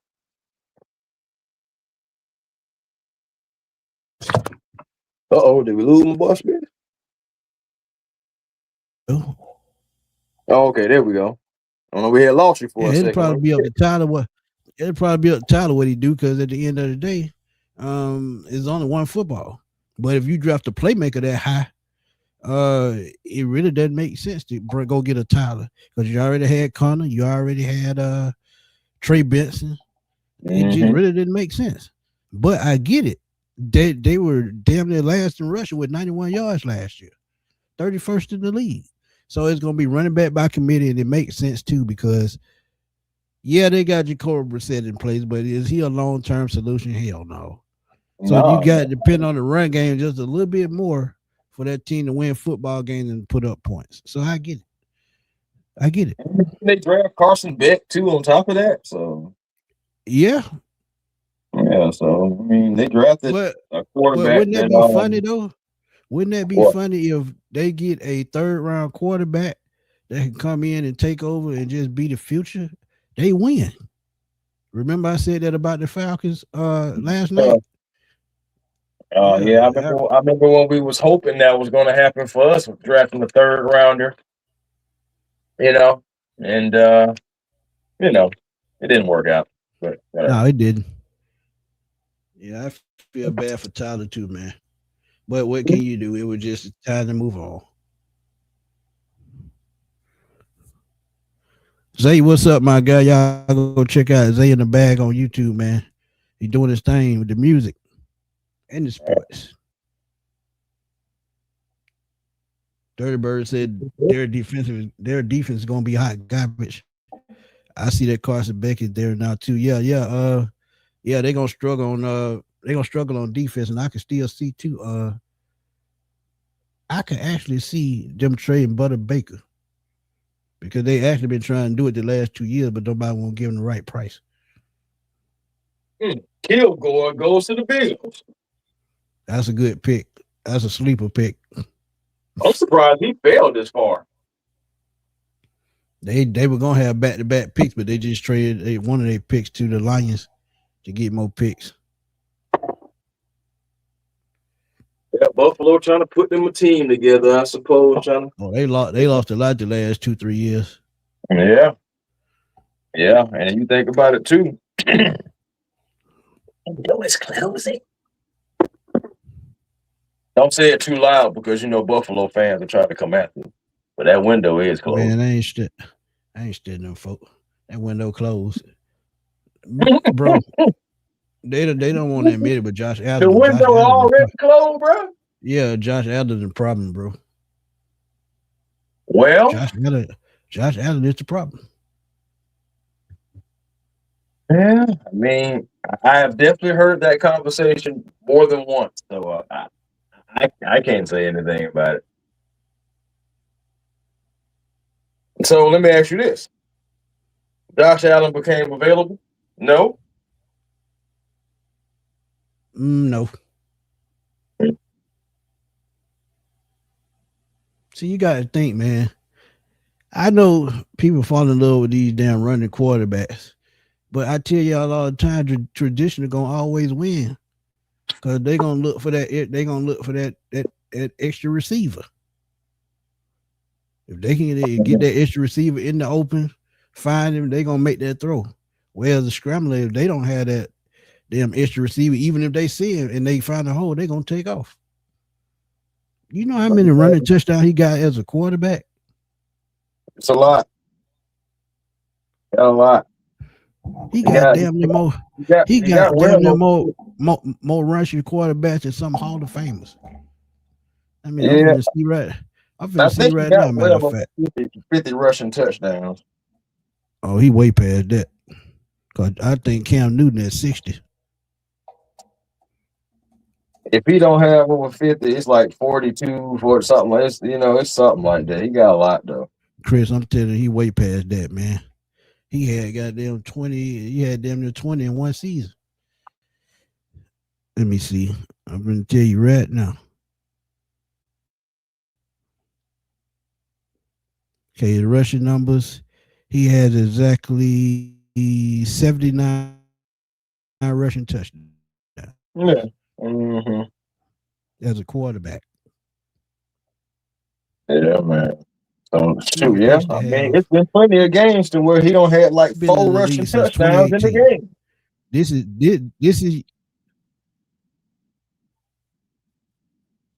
exactly. And if he is on this pace, he gonna have well over 100 touchdowns. He'll probably catch Barry Sanders in about 3 years. Think about that. We talk about Barry Sanders, one of the best running backs of all time, probably the best. 79 touchdowns. That's about 3 to 4 Falcon running back combined, maybe 5.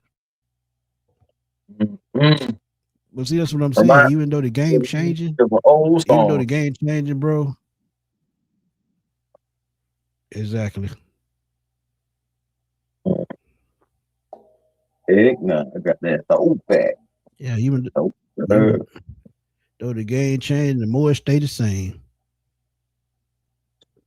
Yeah, man. Man. Hey, don't forget too as well. Gotta talk about it. Nowakowski. Oh, yeah, okay.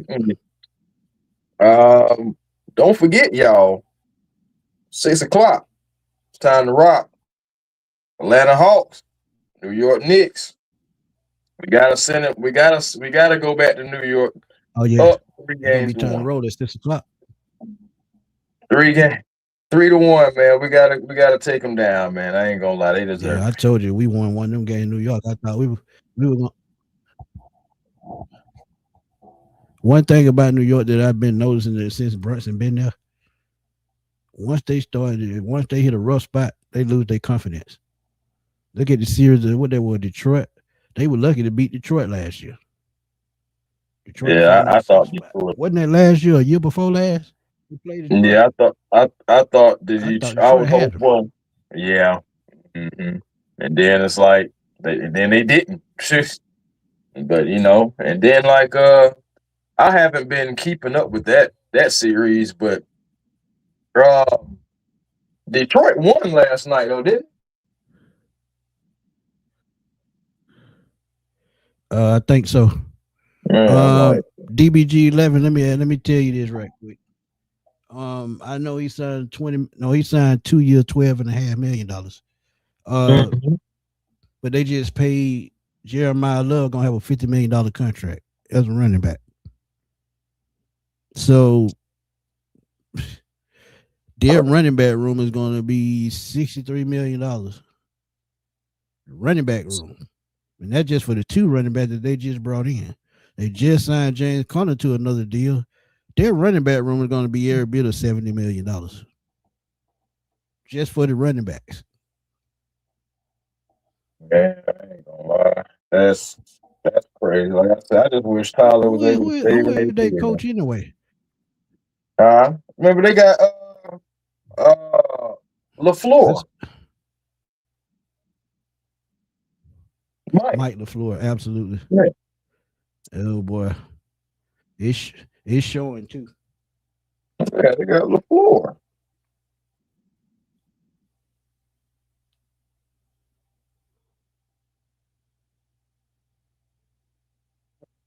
see though, man. Then on top of that, I'm like, you're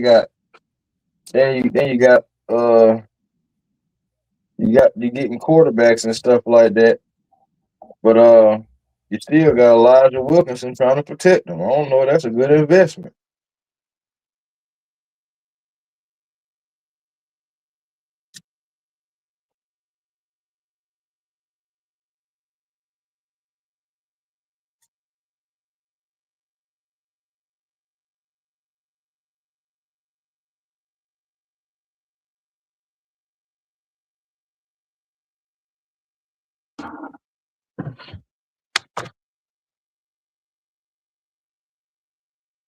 I don't know, Smitty. If you're talking, we can't hear you. And you know how they go. You know how StreamYard do. Oh man, here we go. Can you hear me now? Yeah. I was saying Tyree Wilson.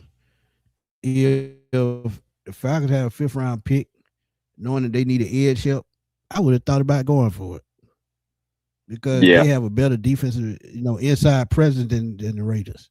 Max Crosby didn't need no defensive tackle to open up nothing for him.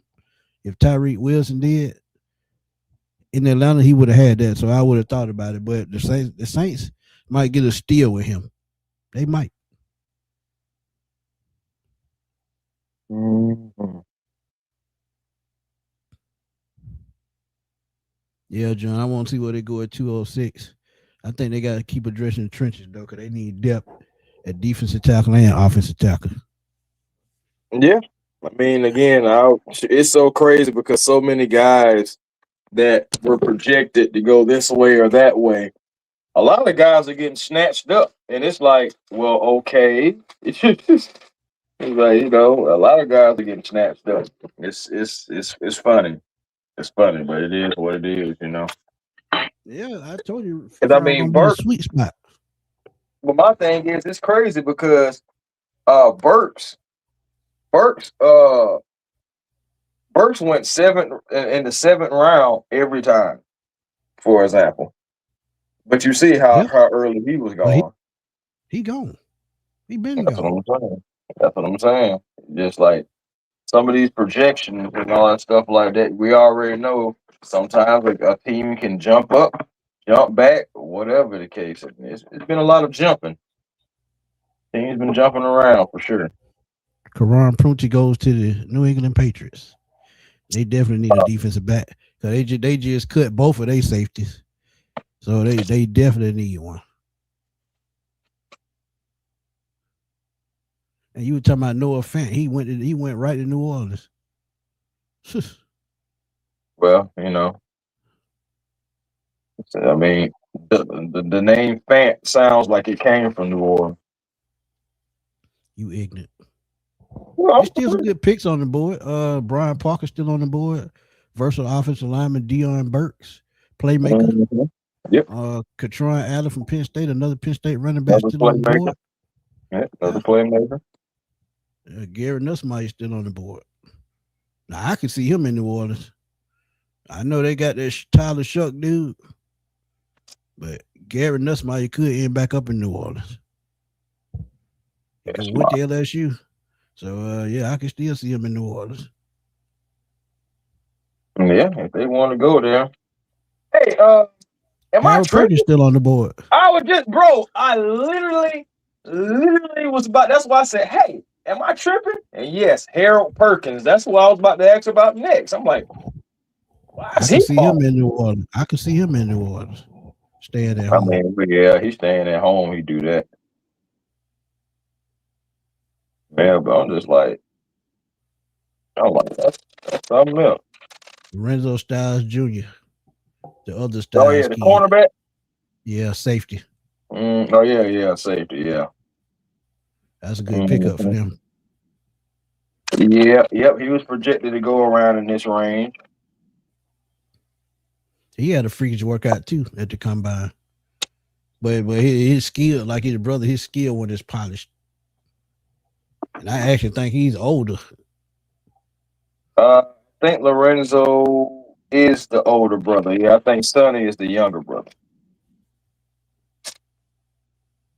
Yeah, the Saints got to steal with that pick. I just hope they know how to use him. Oh, I know we do. Drake London. No. Wait. Hey, wait. That may be actually Zachariah Branch curl route or a comebacker, and then next play may be Bijan Robinson running to his side, juking him out his cleats, and he on the sideline looking crazy, and then touchdown. one thing Yeah, about Perkins fell off this year. His number dropped the last 2 years. it If he did. had to play like he did in his sophomore year, he probably would have been a top 50 pick. For one thing, he too small. He another one of them 5'10", 5'11" guys. But whoever get him at this point, if he falls in the 67 round, they gonna get a steal. Man. Well, I don't think we go linebacker. No, I said I think whoever get him.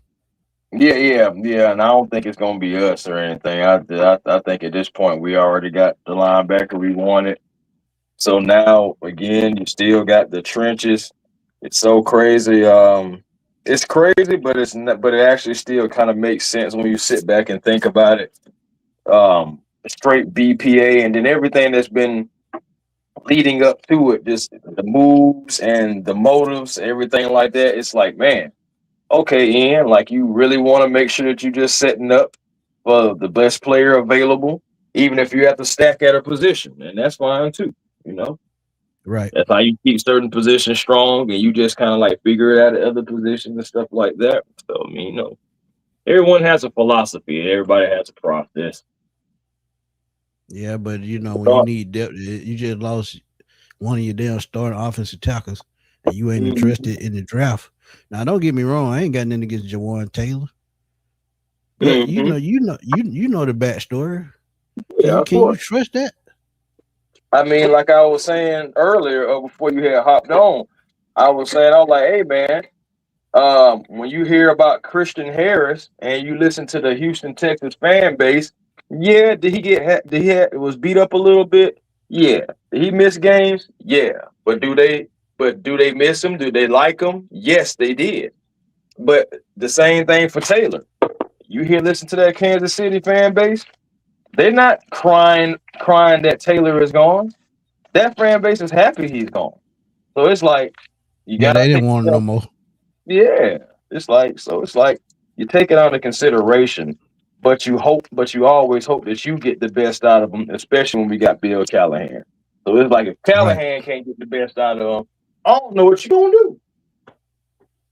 That's just like Jack Nelson too. If he can't get the best out of him, he gone. Like Jack, man, watching Jack last year was just an up and down roller coaster.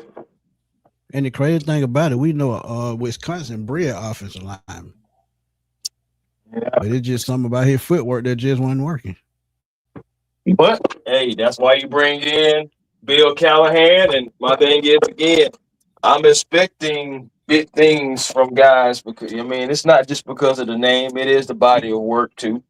And you got to think about personnel. So I'm just hoping that Bill is going to be able to get the best that he can out of the offensive line.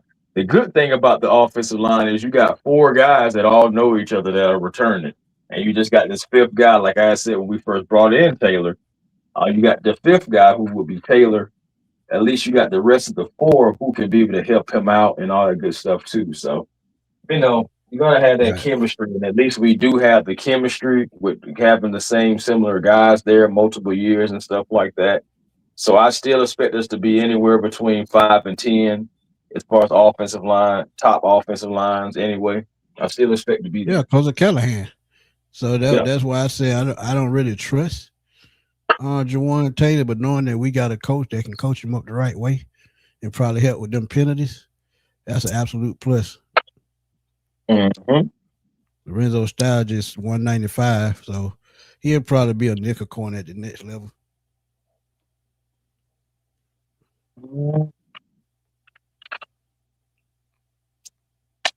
Yeah, the Saints done had a real solid draft.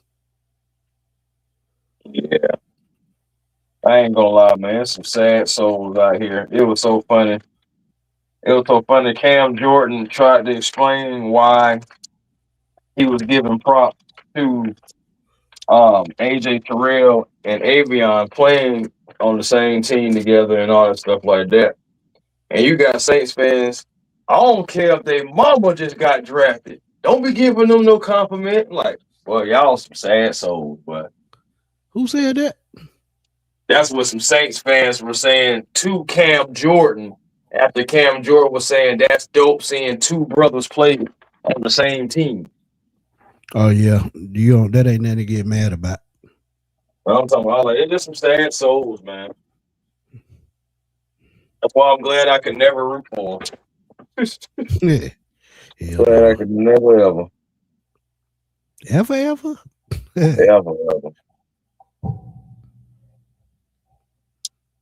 Dan said with these defensive picks, off-season picks, in the NFC South, which quarterback's going to have a tough time? Baker, Bryce, Shuck, or Tua? Ooh, that's a good question. Dude. Oh man. I don't know, man. Maybe Tua because Michael Penix's gonna be out there now. I ain't finna start no controversy, man. Let the best quarterback get out there. It might be Tua because the Saints have upgraded their pass rush. The Panthers have, and the Bucks. Mm-hmm. But that's why you got the deciding factor with Bijan. If you can get there and control the clock, hey, do it. Mm-hmm.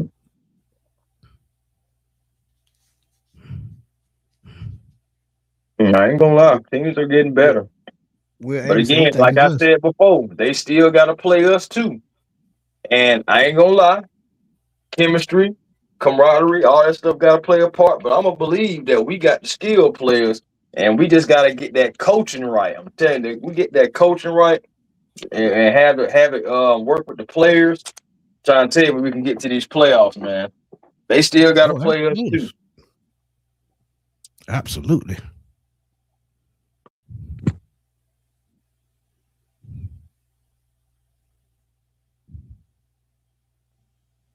Yeah, I know he was in the top 5 in sacks, but you still got to look at what we lost, versus what other teams done gained on.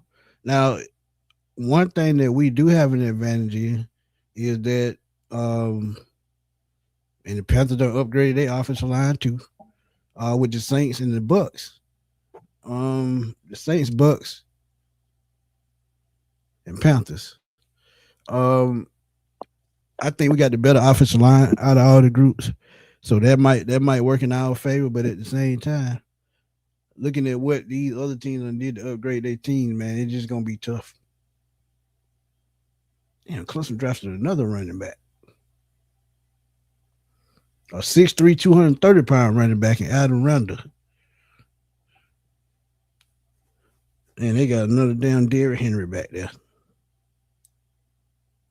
I think Randall was a former wide receiver that transformed into a running back.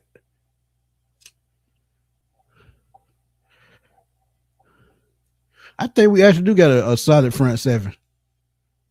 I think we do.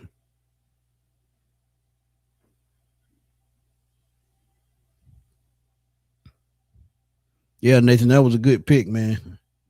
They got another Derrick Henry clone, 6'3", 230. Let's just see, can he be consistent? The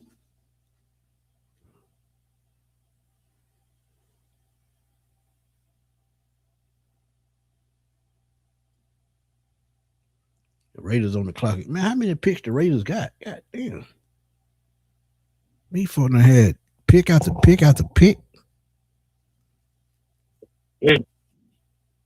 Ravens take another run. We'll take a running back. Mr. Adam Randall. Your boy Zane Durant still on the board. I'm not surprised. He's undersized.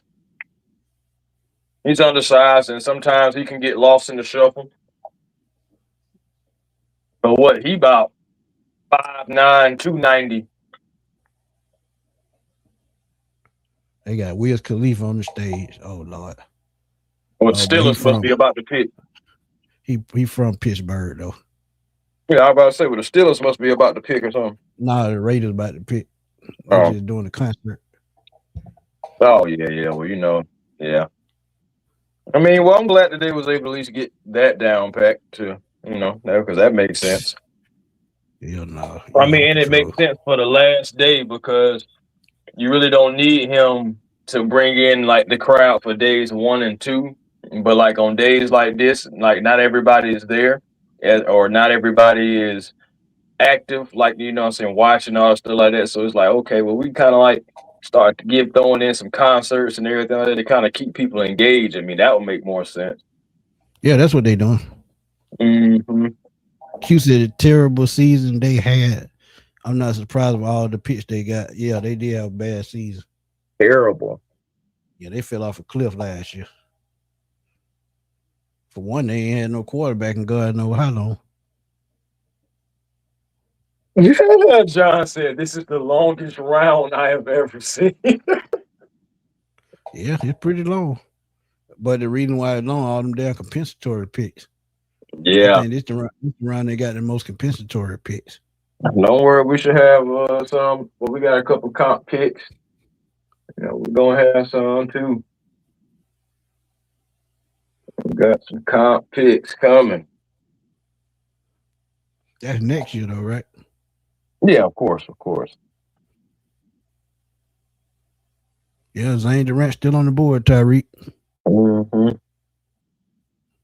What if he goes undrafted? I wouldn't be surprised. Like you say, you're undersized. Yeah, he is. I like the kid though, but somebody might be getting a damn John Ronda than him though. Yeah, and my thing is, if he can channel everything, he'll make 31 other teams pay. He can channel it.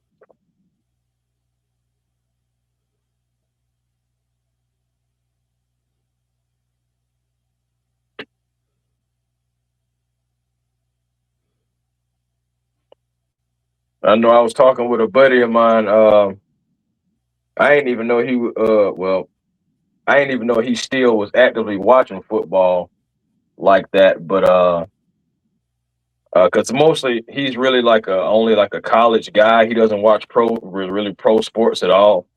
But he really feels like because of the Houston Texans draft, he's been watching their draft and what they're doing.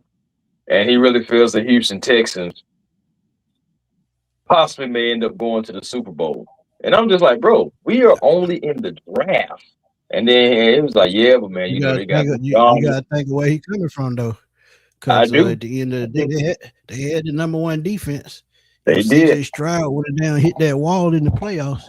They might have been in the Super Bowl last year. I ain't gonna lie to you. That game versus the Patriots was I couldn't even finish watching that game. That game was so hard to watch, and I was just like, CJ. Yeah, it was terrible. Like, man, bro.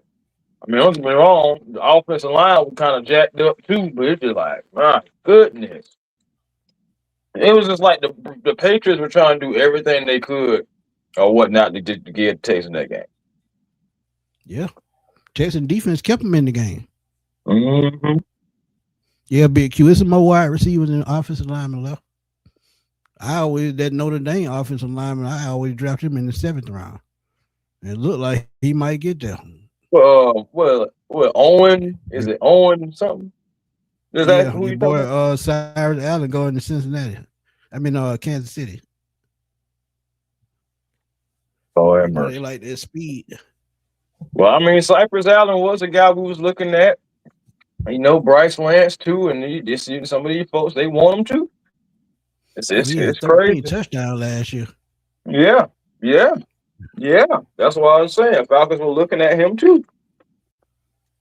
Yeah, I like Brian Parker as an offensive lineman because he's versatile.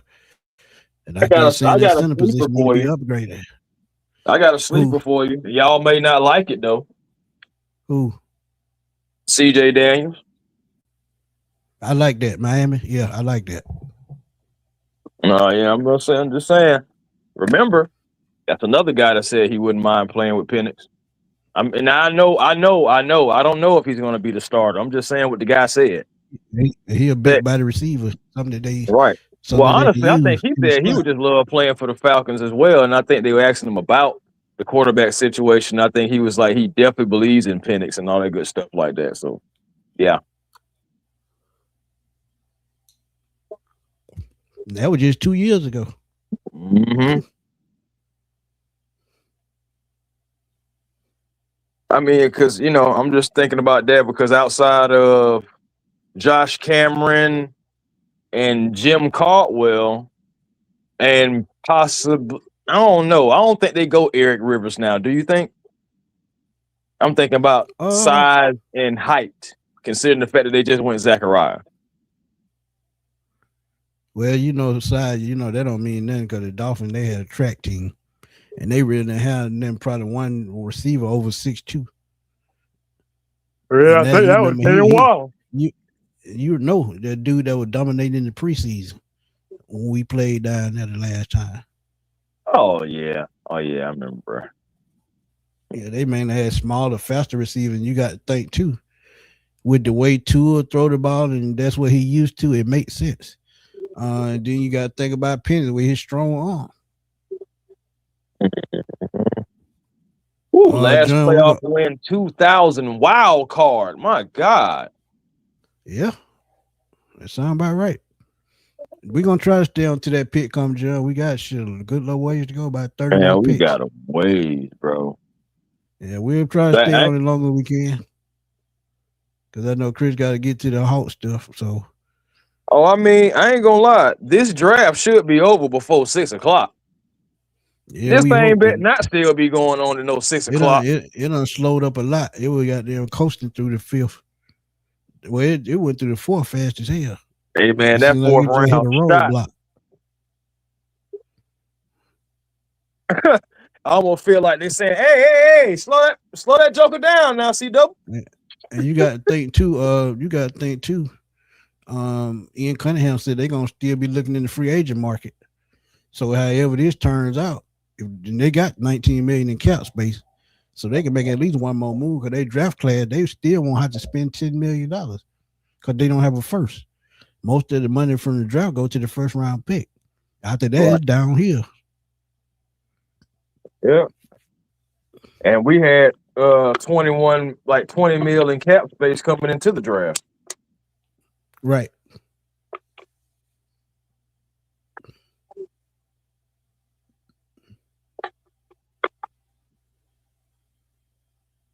Kevin Coleman goes to the Dolphins. So that wide receiver off the board. Tell you so far, my sentiments exactly on Caldwell. I said I understand he's gonna have to have some development. And there go Neschmeyer. Where he go? Where he go? What? Come on, Dolphins! Y'all want to? I forgot all about Kevin Coleman Jr. But I mean, at the same time, just said they're one of the Falcons hot picks on day 3. Yeah, but ain't he like 6'1"? Kevin Coleman? Yeah. He's 5'11" or 6 feet. Okay. He's not that tall.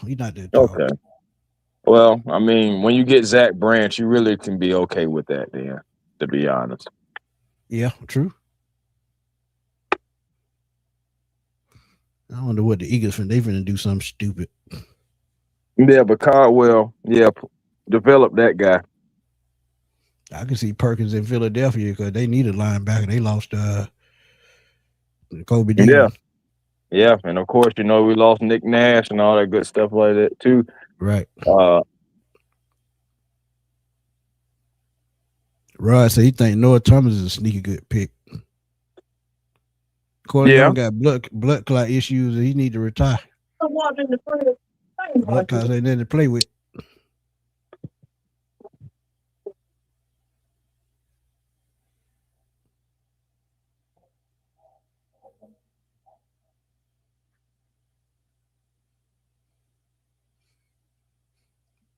Yeah, the Dolphins, they had a lot of picks too. They done traded everybody, so Yeah, Killer Cam. We still in the 5th round, my guy. I got a question for the chat. Do y'all think that Jalen Hurts could be on the way out after this season, and they could draft a replacement this year, next year? I want to know y'all thought on that. Yeah, Dolphin full rebuild, absolutely. Said this better not run us over to 6 because I want to watch the Hawks. Hey, John, it looking like it, man. That shit done slowed up a whole lot. It was coasting right along. I don't know what happened. I'm like, hey. And then they don't get them like 2 or 3 minutes.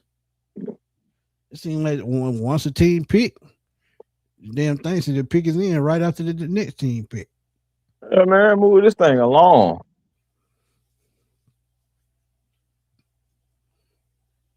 I asked them in the chat, do they think Jalen Hurts is gonna be gone after this year? Oh man. And they could draft a replacement this year, next year. But he got a lot of money left on his books though, so it's gonna be at least one more season. Yeah, 5 Cypress Hills, 5'11", 180. So to be honest, yeah, that I think that Zachariah Branch pick really took out a lot of these guys who were anywhere between 5'8" and 6 feet.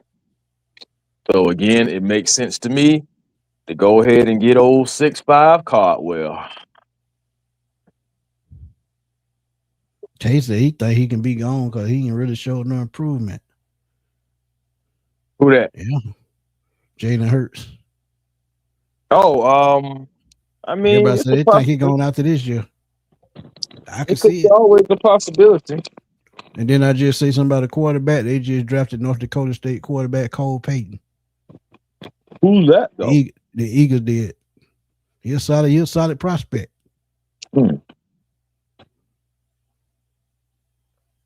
Damn, Detroit finna lose again to Orlando. Damn. It's about matchups in the playoffs, brother.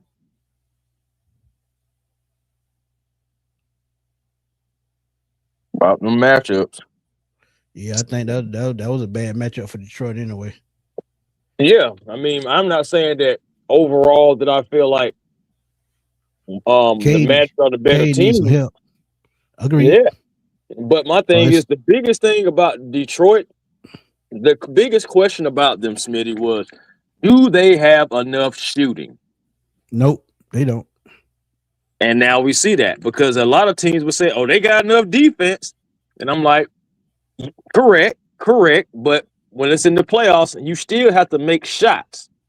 Right. You still got to score more points than the other team. And good offense, when it's executed, will beat good defense any day. I'm sorry. Yes, the defense win championships, but the offense, man, again, just a perfect example. That fadeaway jumper that Jonathan Kuminga hit over Mitchell Robinson the other night. That was a tough shot. Mitchell Robinson was in great defensive presence and everything, but that was an example of good offense beating good defense. It's sometimes like that, bro. I'm telling you, like we've all seen some amazing things, and then I've seen some amazing things just playing pickup ball, and the defense be right there, and somebody is still able to make the tough shot. If you look at the one-on-one spaces,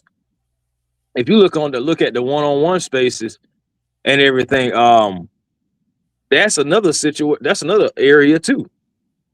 That's another. If you look at these one-on-one space games, man, you.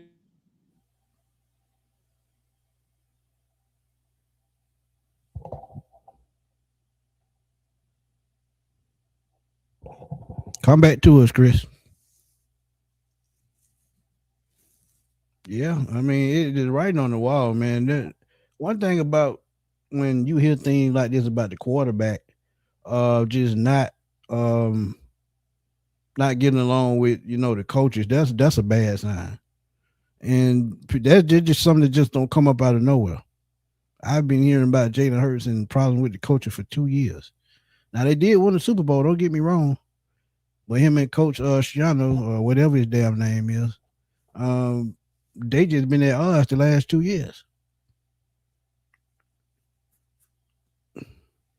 And think about it, Jalen Hurts he's not a pocket passing quarterback.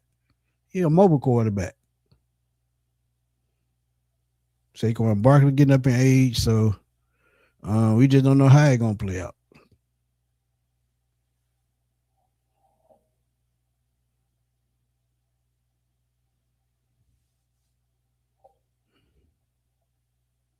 Yeah, when you hear about a quarterback having problems with the coach, that's always a red flag. Always. And then they get a left-handed quarterback that can damn be mobile just like him. And to be honest, Cole Payton got a better arm than Jalen Hurts. And there's no knock to him. Now, Jalen Hurts can sling the football, but when you drafting a quarterback, ooh boy, and then think about it, A.J. Brown getting traded. You getting rid of the number one receiver.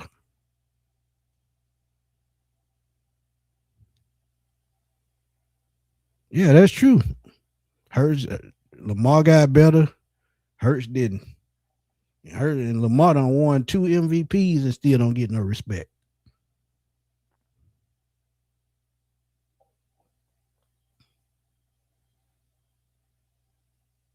Dirty Bird said AJ Brown seemed like that whole team about to be retooled. Yeah, it's in dysfunction, man. And I'm telling you, if they don't do nothing this year, that coach gone. Yeah, he won a Super Bowl. It might have bought him some time. But if you don't lost your locker room, it ain't no point to keep you around no matter what's going on. Because no matter if you won a Super Bowl, the goal is still to win. Now, you want me to tell you what would have been an interesting pick? Had the Eagles took Taylor Green, a quarterback with a similar skill set. Actually faster than Jalen Hurts. 6'5", pure athlete, strong arm. I wonder who's gonna take a waiver on Taylor Green. I'm just wondering.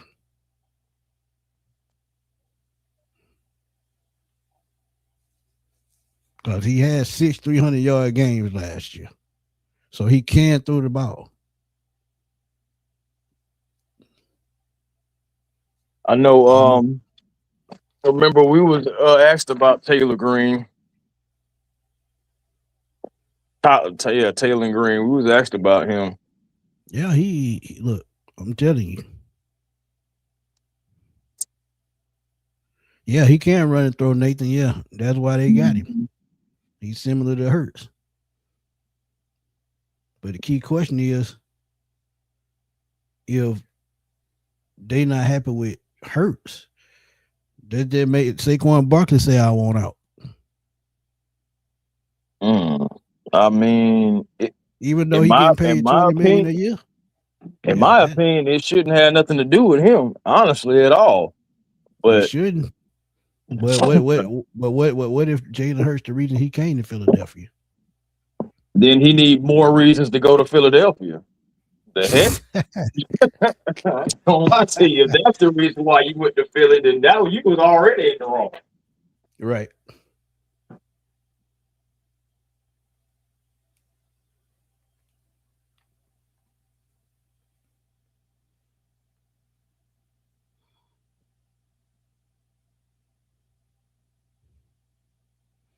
Yeah, Taylor Green, man, that's an interesting pick. That is an interesting pick. I would just love to know where he end up. Very interesting.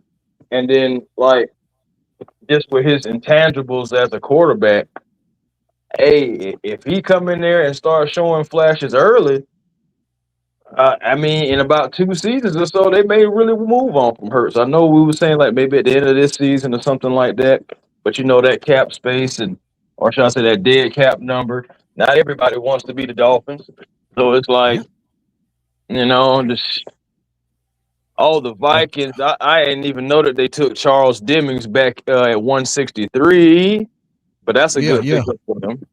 Yeah, remember Ryan said that. He just admitted, there go your boy. That dude is nasty as hell in the run game. You talking about? Well, he went today. Oh, you talking about the cornerback? My bad.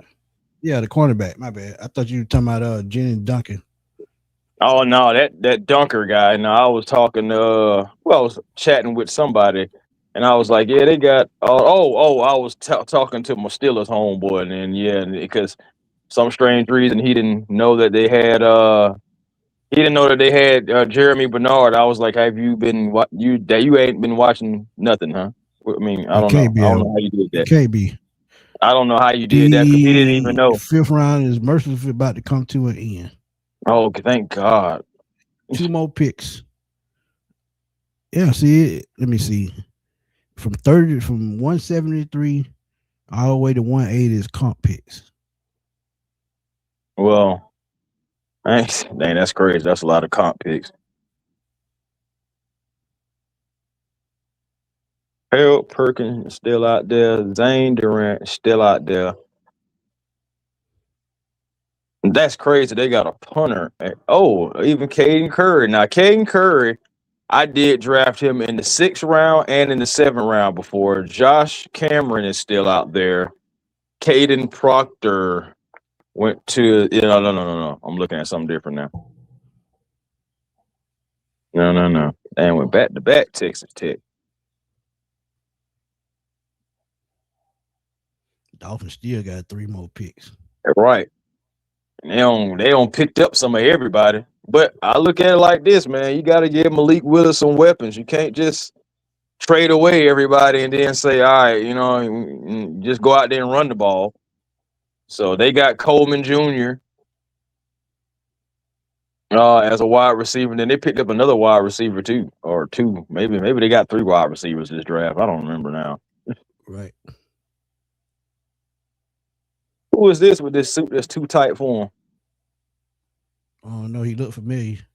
He looked like Charles Grant, but I don't think that's him. That's don't funny. Like he was trying to close it at first, and they were just like, "That's not going to work."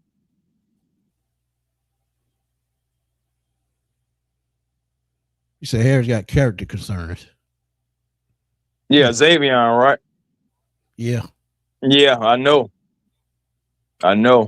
He also had like an arrest or something like that too. So that was another reason. Like, even though I would love to still have him because we need the depth and a space eater as well too that possibly can come in, but you know how the Falcons like to do or don't like to do, and got character Miami just issues. drafted a tight end. They just Yeah, drafted a tight end. So he the first player to be picked for Rich. the NFL Academy. Oh, okay. He from England. He probably in Mm-hmm. that pathway program. Cool, man. Welcome to the NFL. Wearing his colors proud too. You love to see it. And that's where you from. That's where you from, Rocket.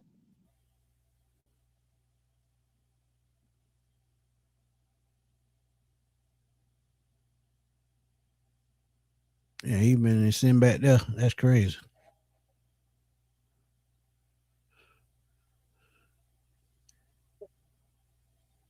That's pretty cool. He was at Arkansas in 2024. Last year he was at Mississippi State. Yep, he from London, England. Participated in the NFL Academy at 17.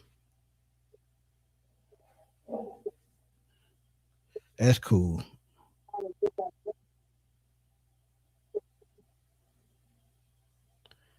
Six four Man. 235. That Darren Waller size. Mm-hmm. What's your thoughts on having to go up against the Panthers offense with their wide receiver room? I ain't scared of it.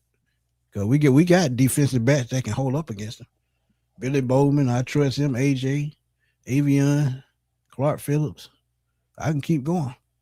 Then you got Jesse Bates and Xavier Watts behind him.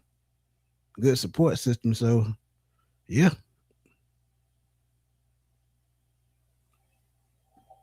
Yeah, that dude built like Darren Waller.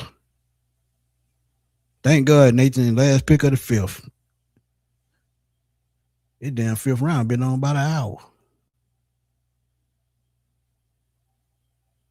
I thought the rest of it was gonna be over by 4 o'clock, man. It just slowed all the way up.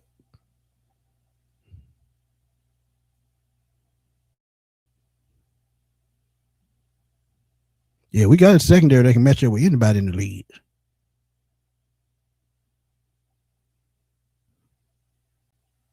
I think CJ will take another step.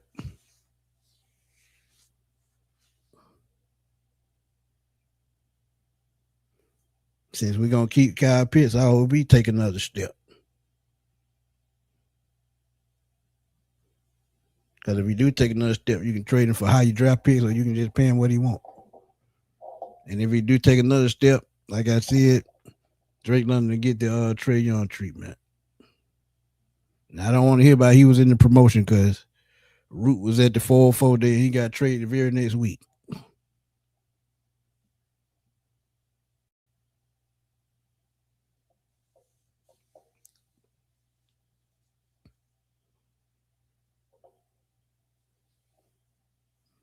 Yeah, 5th round was long, man. And we still got about 20 picks before we get to our pick.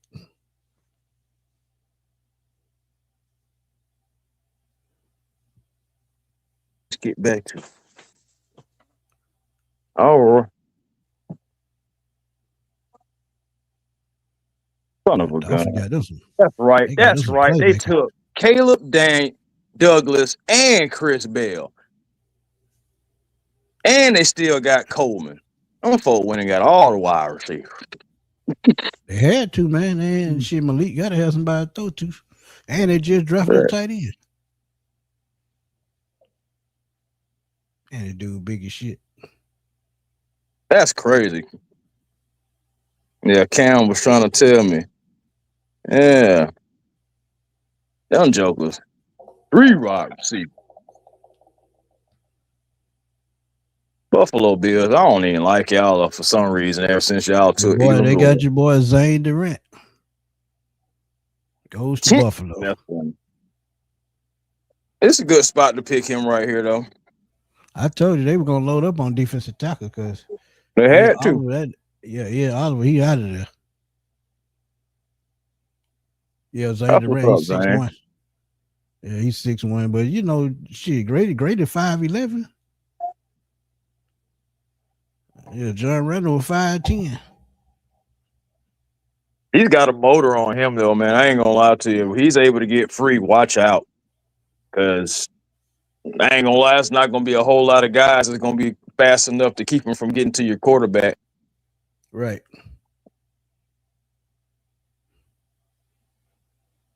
Yeah, he got a motor now.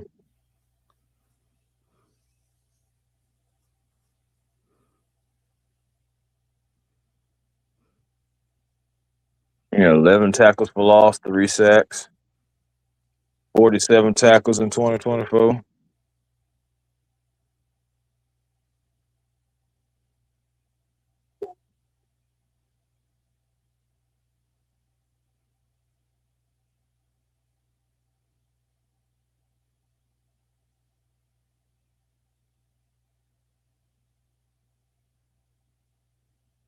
And they got one guy here just making all the picks now. Yeah, the Browns came up, man. Came up. They got one of the best tackle. They got the best tackle in the draft. They got 2 of the best wide receivers in the draft. Yeah. It's just they got one of the safeties. That kid from Toledo.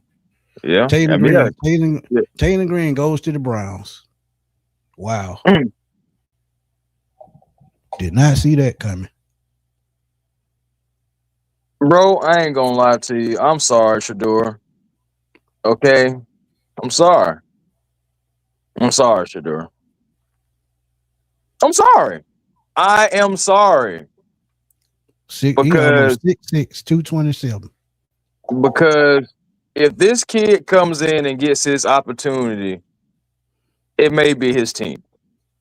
Yep. Because he can use his legs. I mean, don't get me wrong. What the NFL is 16 rushing touchdown last year. Well, for his career, 5 last year. He got that prototypical size, and of course, you know, him being that tall, he can see over guys. Yeah. And Lord, Shador. But the thing about it, in all fairness, Smitty, and you can account for this too. This is another example that has nothing to do with the Falcons, but when a new coach takes over or a new regime or something new, They want their own quarterback. they want their own court, man. But it goes back to the Falcons too, because we did just bring in a new coach, a new coach. We did just bring in a new coordinators, new GM, and all that stuff like that. And that goes back to what we were saying about them not drafting Penix. Like it's a perfect example. This is crazy. It don't I'm sorry. It don't, Kendrick. It don't. It really don't make any sense to me at all about them taking yet another quarterback. Like, what are we doing? I know it's a comp pick, but what? It's like, what are we doing?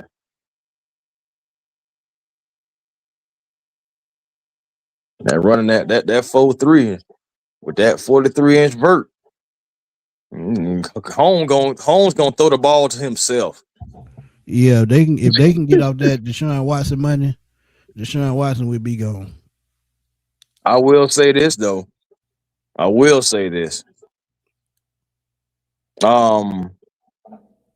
Deshaun Watson is healthy and competent, it's crazy. All them jokers are gonna be sitting behind him because you got to play the contract. I can definitely see it. So that's crazy. That'll be Gabriel, Shador, and Green, Watson. All just sitting there watching Deshaun go out there. Right. Yeah, Shador got to go. But well, Nate, what's up?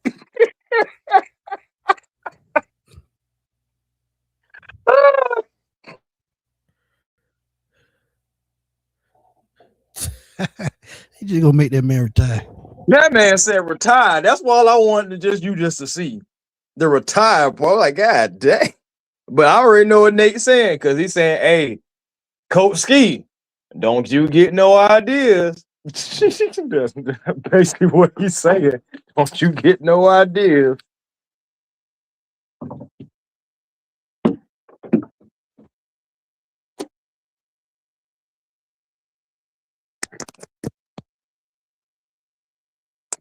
I don't even know if the Browns, Kerry, the Browns did just take yet another quarterback.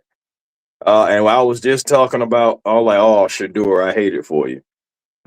I really do. And my thing is, he already had an uphill battle because you still got 230 guaranteed, talking about he coming back to play football. So it's like, oh, right. I don't know what is going on. I'm trying to figure, do the Browns even have a front office? You remember, for my wrestling fans, y'all remember when they had the fake GM thing? Remember when they had to leave the computer as the GM for the WWE and Michael Cole was like, oh, yeah, I got to read a message and all that other mess. Is that what's going on with the Browns front office?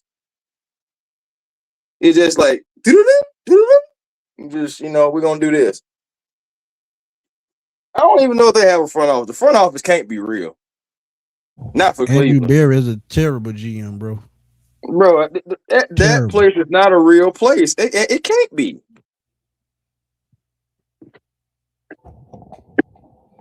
Yeah, remember they did it to Baker though.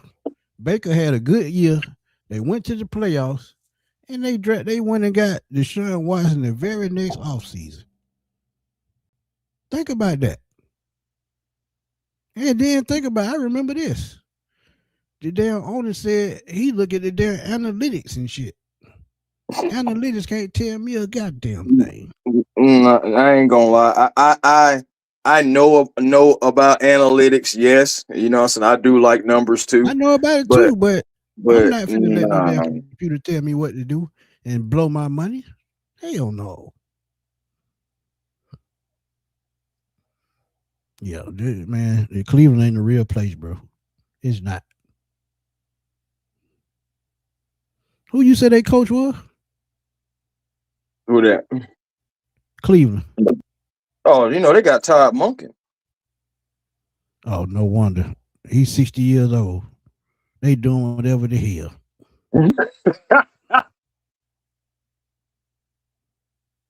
But think about it too, though. Todd Monken may be looking at it as he can come in and compete. He a Lamar Jackson clone, just bigger. So maybe that was a Todd Monken move. I mean, I ain't gonna lie to you. Yeah. I seen that 40 time, but until he get on that field and move like Lamar, I don't even know, bro. Like, cause Lamar had a good 40 time, but Lamar does some things on that field, and I just be like, how in the world did he get out of it? Similar to, of course, old Michael Vick. So it's like, yep. We'll see though, bro. See that I think right now I'm just thinking like wait, wait, Smitty. Man. Oh, go ahead. No, go ahead. Go ahead and read Ghost Pepper, and then I got something for you. Oh, well, shoot. Can we Ghost now Pepper, really this is what I've been telling folk, man. Say what? Oh, I think he talking about it. No, my bad. I was reading it. Yes, this is what I was about to bring up right here. Just in a different fashion. So yeah, we can grow right into this. Yeah, we finna talk about this. Go ahead. I said, hold up. Wait a minute.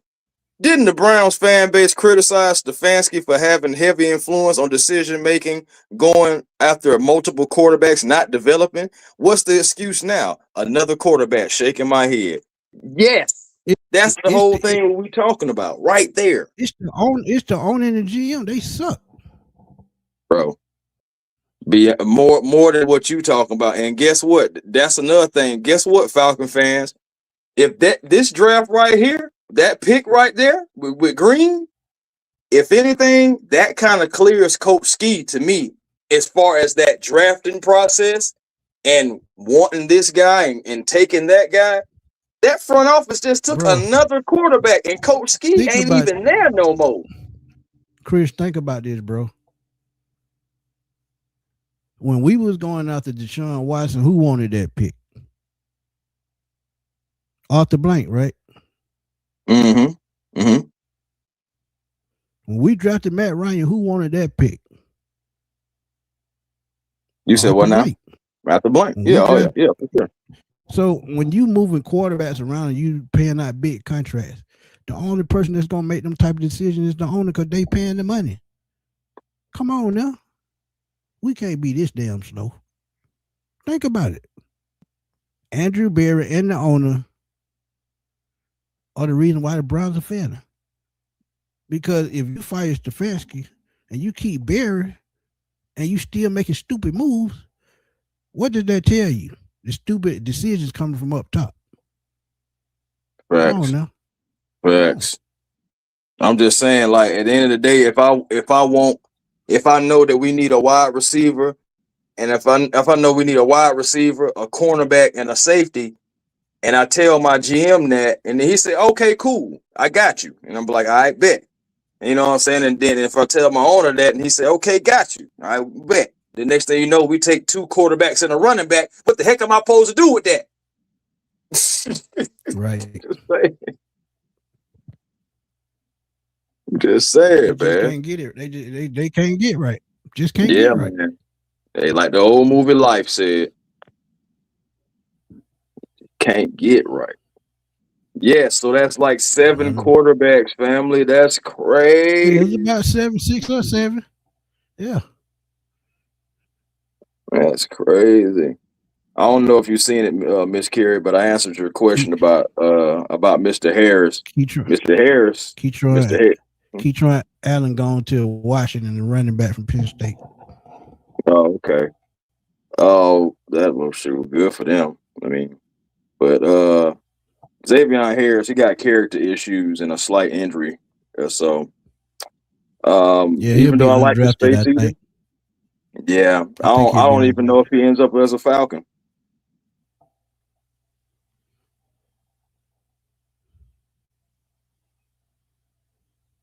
I don't even know if he ends up as a Falcon, man.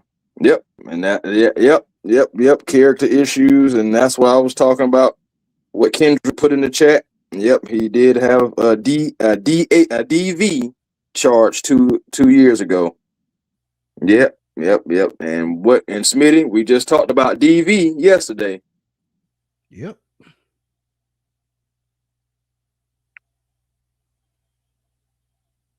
So it's like we just got out of a situation, just dodged a bullet with one of our guys getting DV. Then you possibly go after another guy who 2 years ago had a DV? Not gonna happen. We talk about going to go get some of these unhinged animals sometimes, so these unhinged guys. That would just be kind of weird. That'd be weird.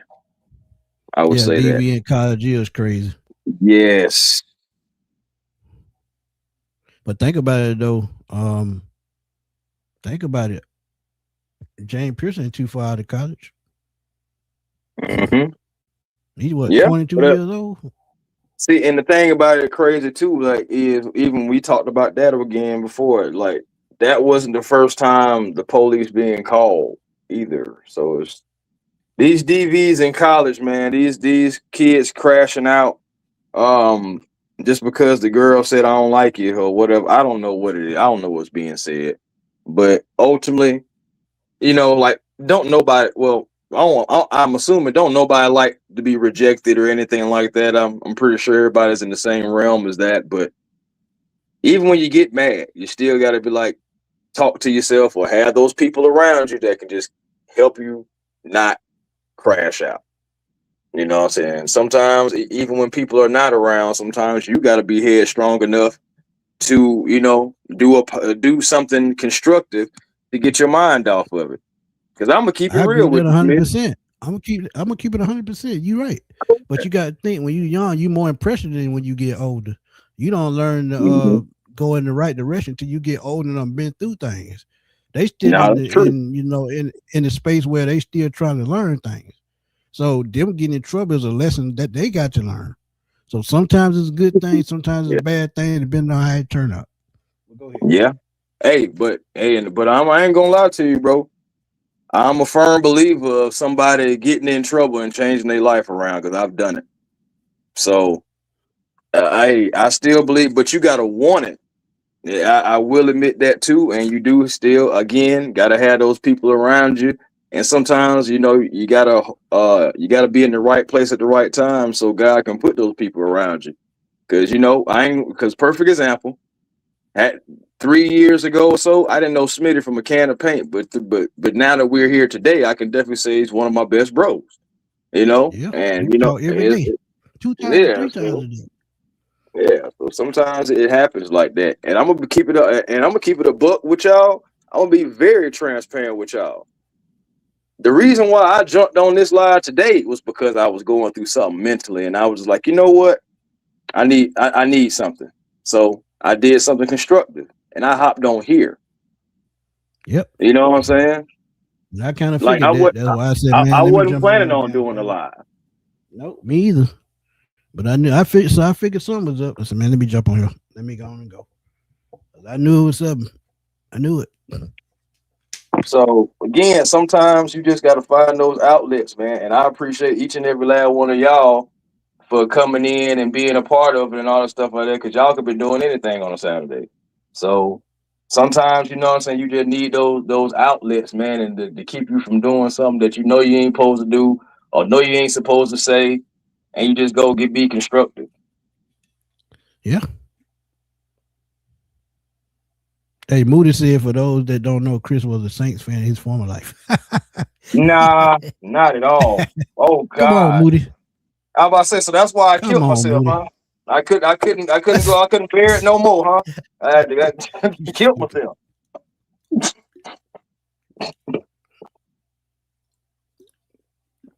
You ain't got a lick of sense. Hey, man. Well, yeah, absolutely, man. It ain't gonna never change in Cleveland. It ain't until they just get an owner that give a damn. Man, that's crazy. And the crazy thing is, bro, they sell out seats every season. They sell out the whole stadium every single year. team be some bullshit, and they sell out every single seat. 92,000 seats. They sell out every single one of them. Right.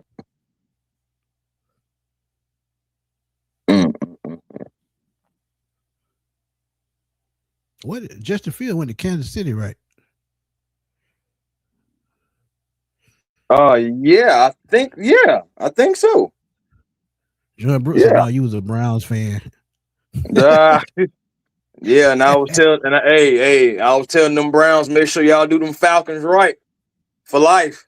Man, if For I was a real life. Brown fan, I just walk up to the top of the stage and just jump.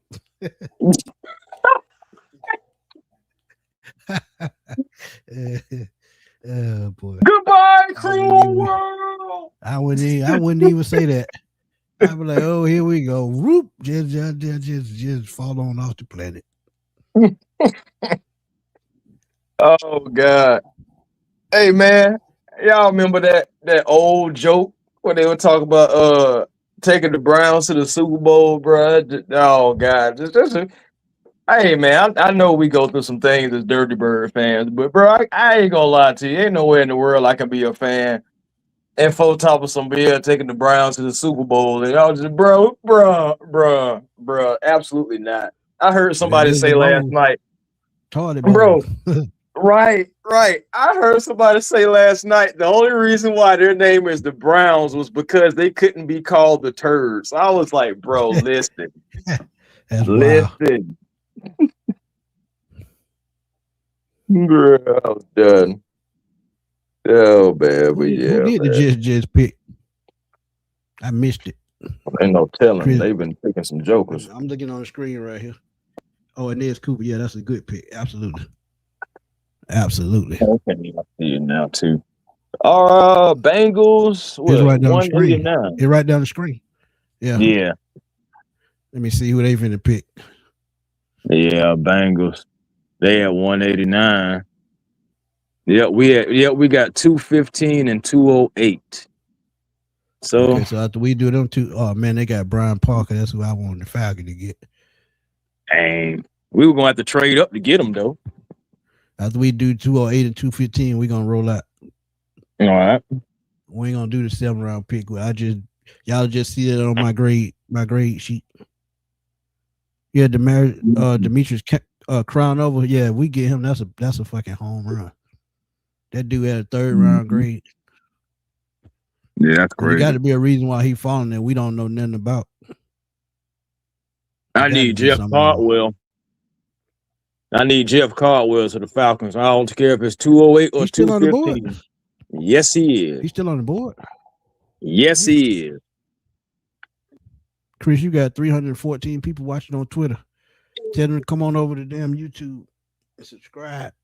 Yeah, man. Y'all pull up the YouTube, man. Make sure that y'all make sure that y'all first of all, type in A1 Forever Sports and make sure that you're hitting that subscribe button, being a part of the A1 family because we love to have you. Also, go over to Smitty Sports Machine and make sure that you're hitting that subscribe button for my main guy Smitty. And hey man, we always gonna bring that content. The people in the chat here already know it. And man, hey, we just love to show it. Not even really trying to rhyme, just being real. I gotta step out for a second. I'll be right back. All right. But yeah, man, almost 600 people in here last night. The most I've seen today is about 405. But so I mean, still appreciate that. Still appreciate that and appreciate the 383 in here now. So really appreciate you guys. Baron Brown, wide receiver.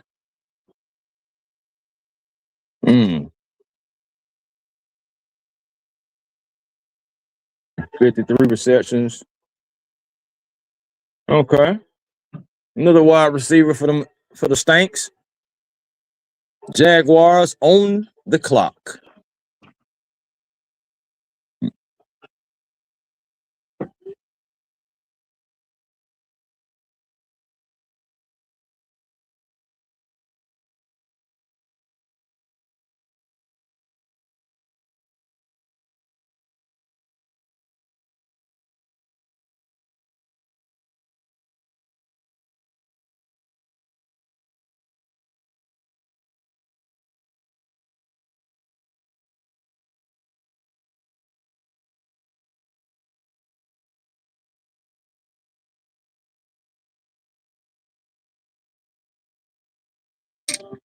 Now, if I'm seeing this correctly, it looks like the Jaguars just stole Josh Cameron.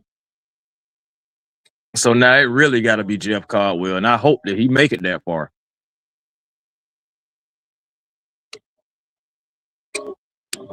Hey, appreciate you too, Rick.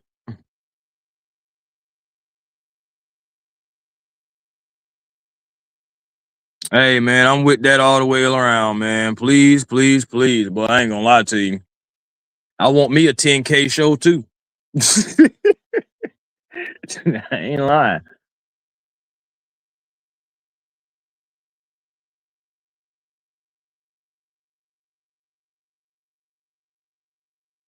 Dang. That's crazy, man. I didn't even know that he wasn't even taken yet. That's crazy, Giants.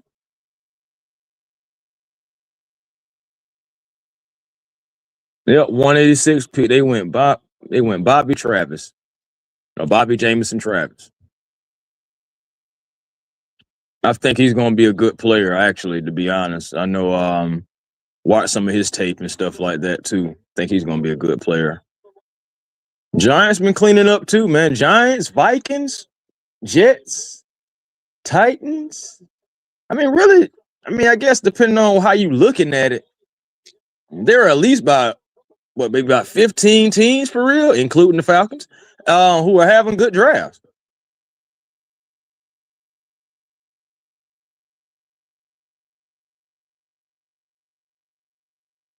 Oh, I ain't gonna lie to you, y'all. Uh,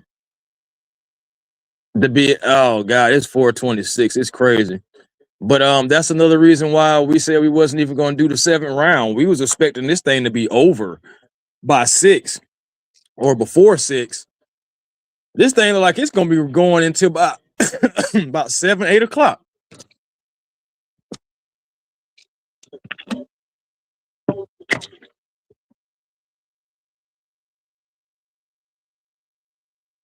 I'm talking about this is crazy.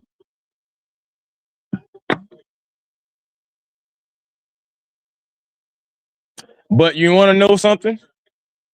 The closer we get into the end, you would expect the teams to already have certain guys already lined up. But at the same time, too, guys are just getting snatched up left and right, and you may have to recalibrate and be like, all right, so what about this guy? Okay, well, you're looking at this guy, you're looking at this guy. Which one you want to do? So it really can go different ways.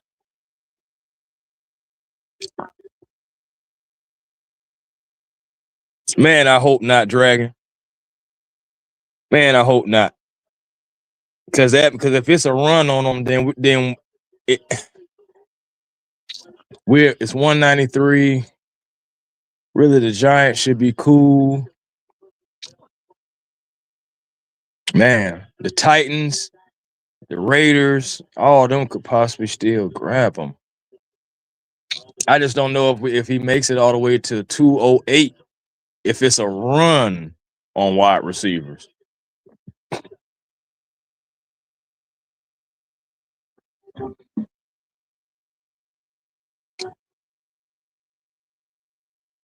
I know it, fam. Yeah, man. They all need receivers, bro. That'd be the unfortunate thing about stuff like this. But I tell you what, regardless, I do expect the Falcons to make a move because the only wide receiver we've taken is Zachariah Branch. And I do want to solidify that wide receiver room a little bit more if we can.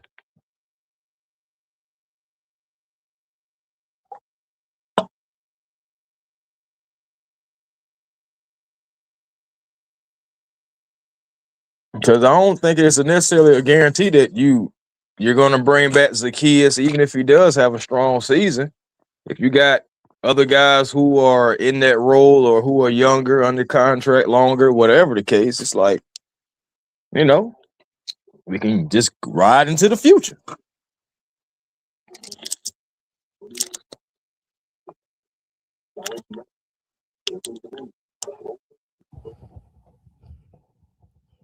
You heard me? Oh, you back? What's going on? Jack Kelly went to the Giants. Yeah. Man, Smitty, I'm just man, I feel like I'm on Jeff Caldwell watch. That's a good Why you pickup say, though by the Giants. why you say that? Oh, shoot, I'm on Jeff Caldwell watch because that's who I want the Falcons to take. I want that 6'5", 4'3". Miss Carey said, Sure thank you do. for answering that question. Miss Carey, you got to join us on the show. Yeah, it's been a minute, man. She been doing her thing, man. Getting picks right and stuff like that. I don't know if she too busy for us or not anymore now.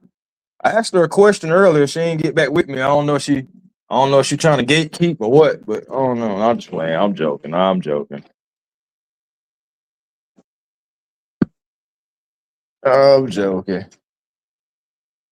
But yeah, no, Miss but Carey, next time you make a prediction, you got them tell them if we draft these two people, y'all send me a jersey because I predicted it right. I'm trying to tell you. Get the And worst I'm stuff. trying to figure out, did you get your money? Cause I seen what homeboy said, and I'm trying to figure out, did you get your money? And if not, we need to still continue to harass him until he just deletes his Twitter or something. Pay up, bro.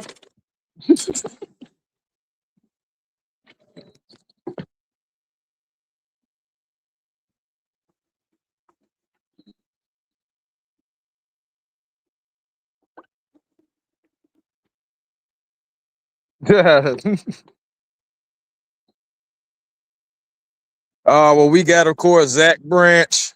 Just to answer, She might Kira. be somebody. We ain't got but one pick today. Oh So yeah, far. I mean, yeah. And that was Daniels. Yeah. Kendall Daniels. Yep, Kendall Daniels. We got another Sooner. Got another Boomer Sooner. Yep, Eric Rivers still out there. Deion Yes, he Burks, is. CJ Daniels, Dylan Bell. CJ Daniels is like my break the emergency glass if I can't get Caldwell. Crazy thing is, I already had said Dylan Bell was going to be here as an undrafted free agent. I'll take Dylan Bell. Even if it is undrafted, I'll take him. Because my thing is, guess what? He came from Georgia, so that means he was touched by Kirby. So that means, he's going to be a football player and another Georgia player. You're going to get more guys who are familiar with one another playing for them Falcons. Love to see it.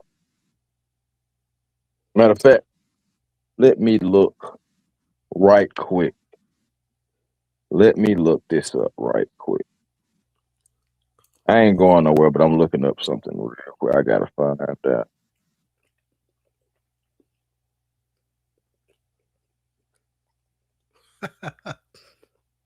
Hey, John, this shit slow as hell. Man, molasses. You drop should have damn been over, man. Okay, so apparently you got Deion Burks out there. You got J. Michael, what is Stravant? Stravant? Sturtevant. Yeah. Yeah, Sturdivant. Okay. I didn't know if the I was silent or not. But That'd be yeah, a Jeff good pick. Caldwell. Go ahead. Who else? Who we got? Oh, Jeff Caldwell, Eric McAllister, Dylan Bell, Eric Rivers, CJ Daniels. Let's see, Teron Montgomery. And by the way, he played for John Carroll University. Got a guy from Georgia Southern out there, Camden Brown. I saw that. Okay, so I'm gonna just keep it real. It's not like a whole lot of guys that are just left. Yeah. Yeah, ain't a whole lot. They'll probably be undrafted. Yeah. So if you're gonna go wide receiver, you want to do it real soon. Defensive tackles. Defensive tackles left. You got Jordan Vanderberg from Georgia Tech. You got Tim Keenan. Tim Keenan is still out there. He's gonna be one of our guys. He a space eater. I think he gonna because I think Dave Husband's still on our staff, and he coached at Alabama, so he done got the inside track on all them kids. Dante Coleon. That's why I was kind of surprised that they went. That's why I was kind of surprised that they went with Kendall Daniels instead of Justin Jefferson. I was kind of surprised at that. Well, you know, I mean, we kind of already got guys that are the same size as Jefferson. And that's because true. you know what I'm saying. So it's like, you know, but Rashad Benny is still out there too. Defensive tackle from Michigan. Oh yeah, Michigan. Yeah, he's still out there. He's still out there too.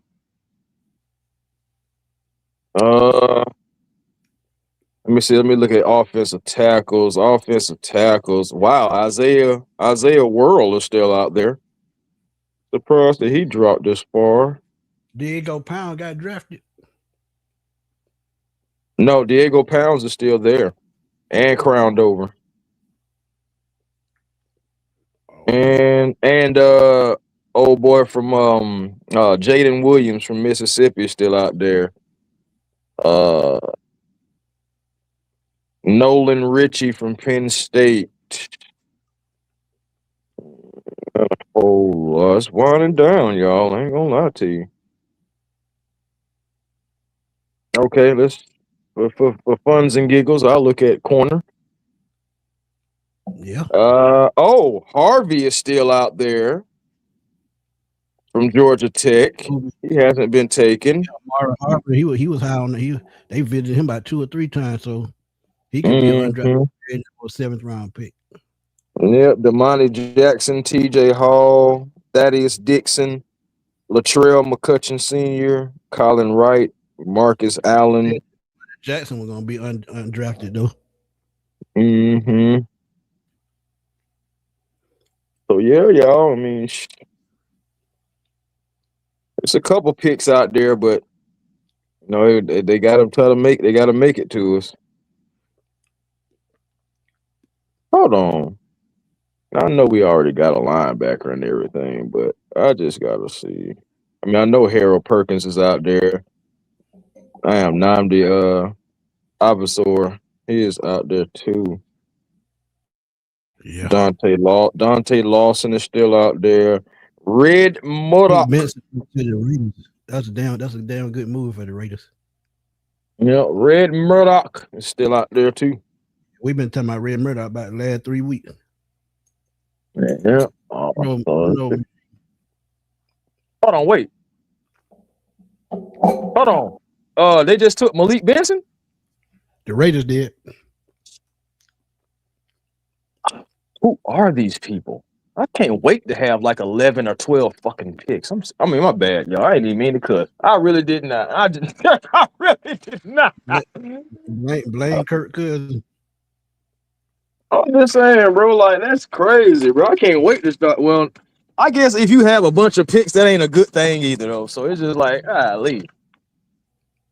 Because you think about it, when we had all them picks, it wasn't a good thing. We had to trade some players. We had to get rid of some folks. Some folks signed to other teams.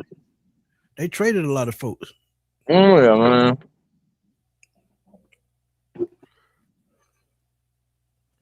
And then with the Dolphins, we already seen what their makeup was like, so we knew that they were gonna have a bunch of picks this draft anyway. Right. Raiders are another team that's like that too, in that same boat. If I were the Browns, I would have traded Myles Garrett. Demetrius Crownover went to the Patriots. But my thing is, were you really? Well, who was going to give up 5 first-round picks? Because I'm pretty sure that's what they were going to ask for.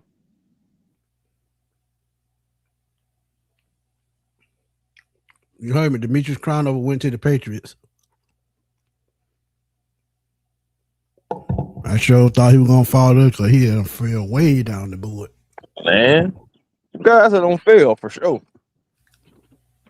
I'm trying to figure out if Davion Harris even getting drafted at this point.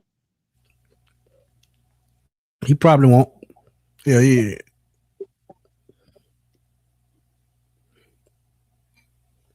Sloth in the turtles. Yeah, Yeah. boy.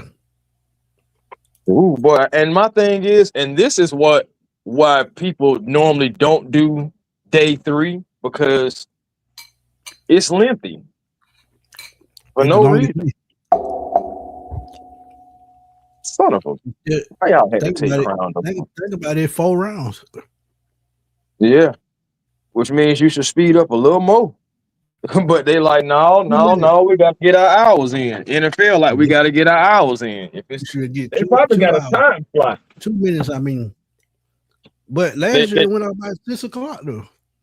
I'm just saying though, but it's more money involved now. You got a time slot you got to meet. So if that time slot is 7:00, you got to reach that time slot.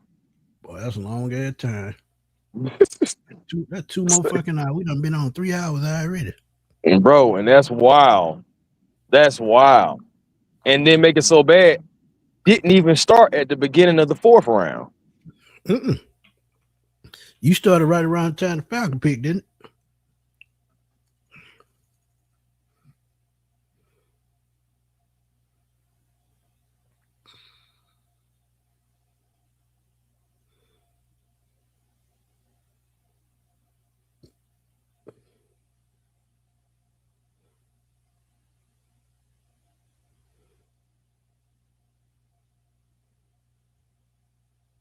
You still there?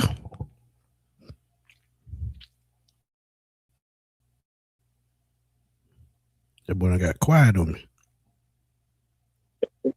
Richie Rich, what's up, my guy? We kidding the draft so far, and the NFC South gonna be nasty. I hate Raheem wasted those 2 years. I agree, Richie. Same, fam. Same. I hated that shit myself.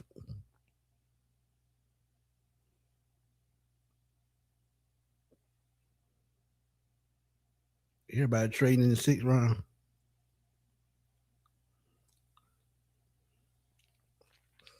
Got 10 more picks before we get to 208.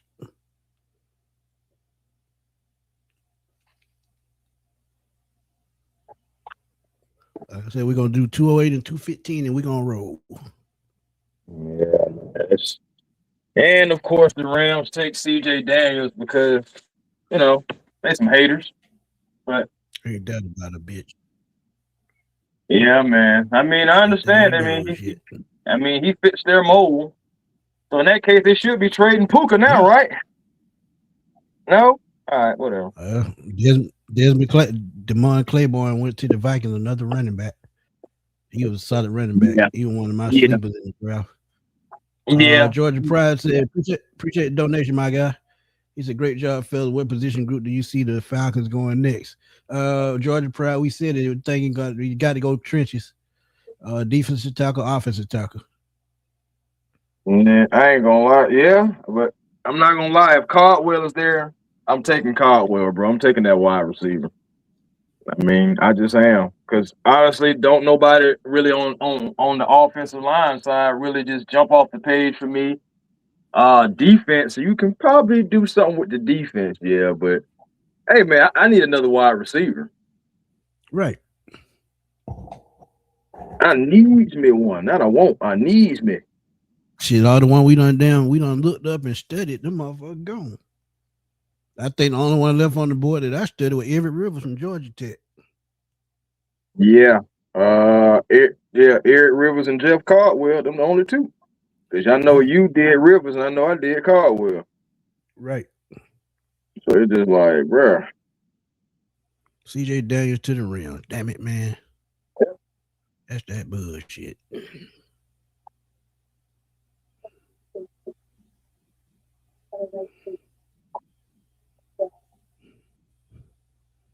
Emmanuel Henderson Jr.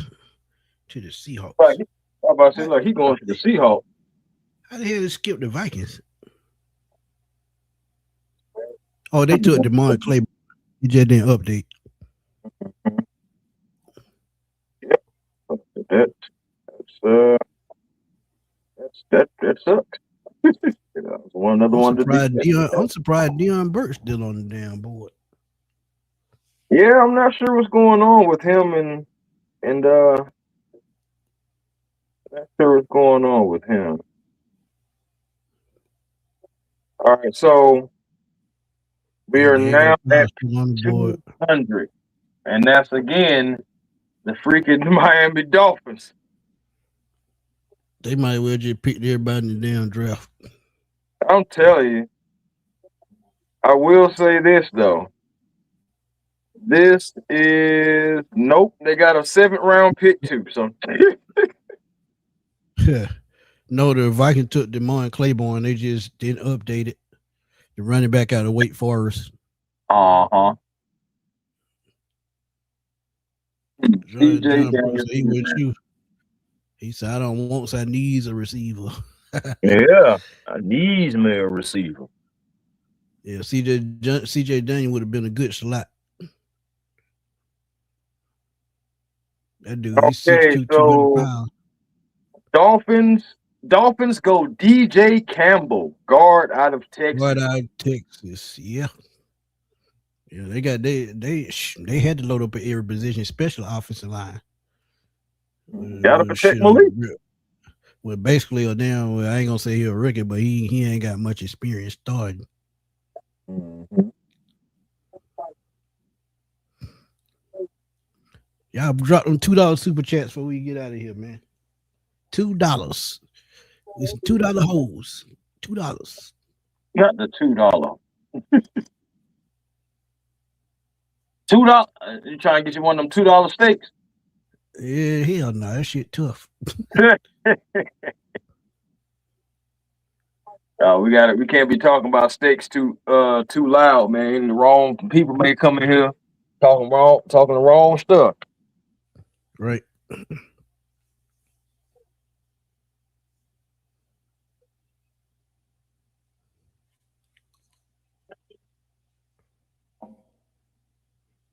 Yeah, because they got Brandon Sis and Chris McKellen. Yeah, they do. Yeah. All right. See, they got a lot of international fans over there this year. All right, Packers, what you doing? Their needs are edge, defensive lineman, offensive lineman. Man, them doggone Eagles get on my nerves being right before us needing a wide receiver and the Chargers. Okay, so Jackson just went to the Packers. Yep, Demani Jackson. Solid pick. 5'10", 188.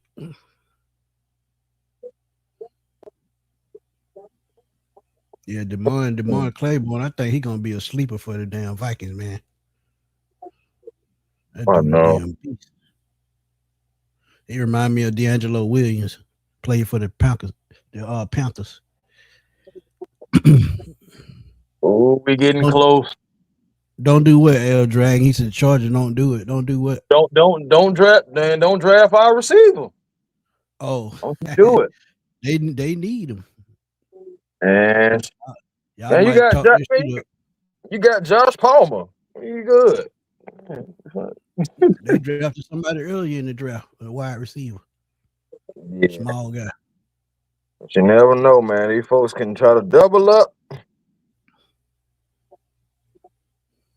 Jaguars are on the clock because the Chargers pick is in. Motherfucker had 2,600 yards rushing in college. Mm-hmm. Hey, Tonio, we've been saying Harry Perkins on the board for a minute. If he came out last year, he was a second round pick. But he fell out big time this year. So that's why he really not on. That's why he really still on the board. I'm wondering if he gets drafted. I know Diego Pounds is still out there too. I just saw that.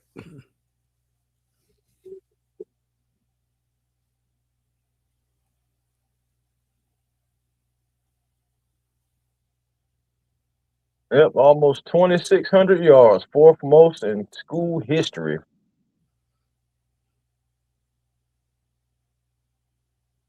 I don't know if you remember that linebacker named Aaron Curry that got drafted high that year. from Wake Forest. Boy, that was one of the worst picks ever.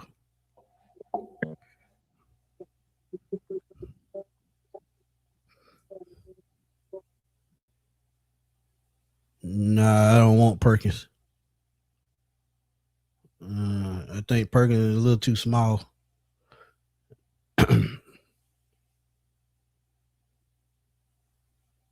Emmanuel Henderson to the Seahawks.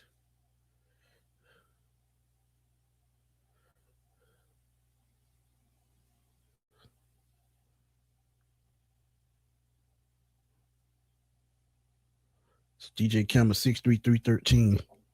How much Lindstrom weigh? Lindstrom about what, 320? Lindstrom about 320. I want to say about 320, maybe like 320, 325, something like that. Yeah, that nigga eat a lot of cornbread.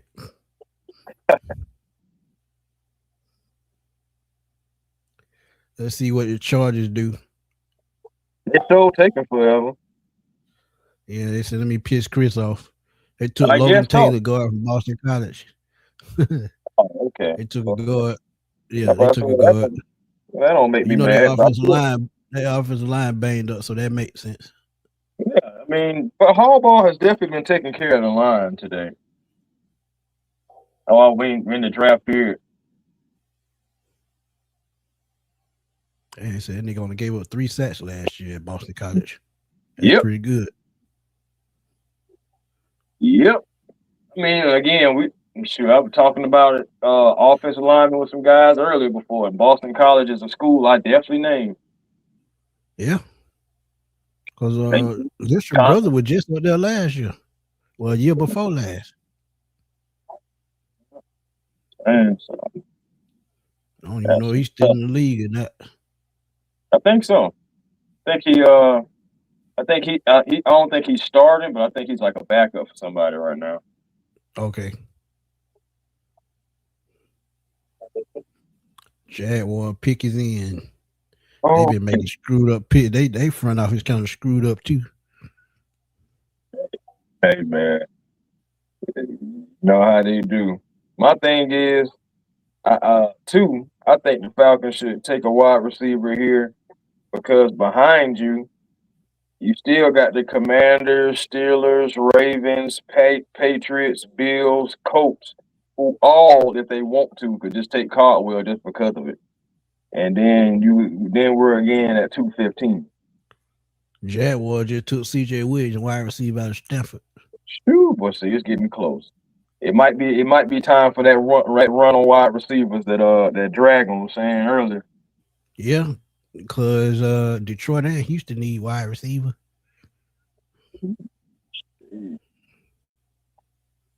I forgot about C.J. Williams. A lot of people had him going in the 4th round. That's why this shit ain't no exact science. It never has been an exact science. If anything, it's too much science. Trying to figure it. Right. They ain't trying to figure out the NFL draft like trying to figure out the Da Vinci Code. And Deion Burks is still out there, and he's the number 1 guy on Mel Kiper's board right now. Yeah, he was a 4th round receiver too. He on a little bit on the small side though. Caden Curry is still out there. TJ Hall coming back. Mason Riggle, DJ Payne, Angelo Pine, Diego. Right. That's crazy, man. Texans stirred up the trenches to start out. They went offensive lineman, then when it came and got McDonald. Right. Crazy, ain't it? And they grabbed Ramsey in the 5th. Come on, y'all. I'm like you, boy. Bro, I ain't gonna lie. That was wild. It's just wild. Like it's in the middle of the day. I shouldn't be feeling like that. Hey, bro, middle of the day about gone. Damn day about over. I'm just saying, like, come on, man. We on that last quarter.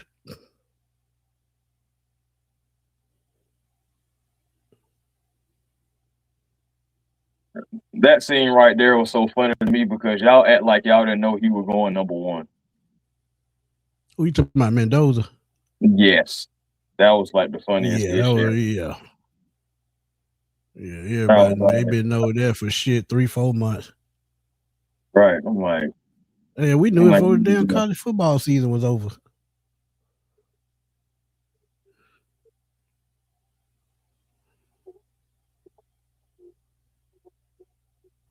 Let me see where we at.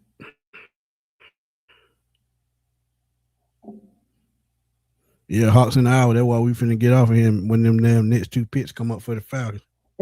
I promise you, as soon as them picks go. Yeah, Texans went Lewis Bond out of Boston College.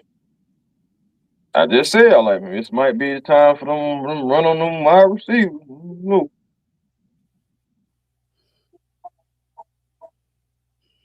All right, so Lions pick is in.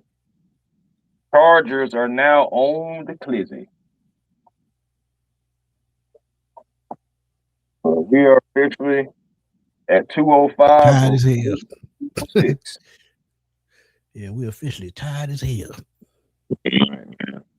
I ain't gonna lie to you. We done did 7 hours of coverage for y'all in the last 2 days. Yeah, for real. It really have.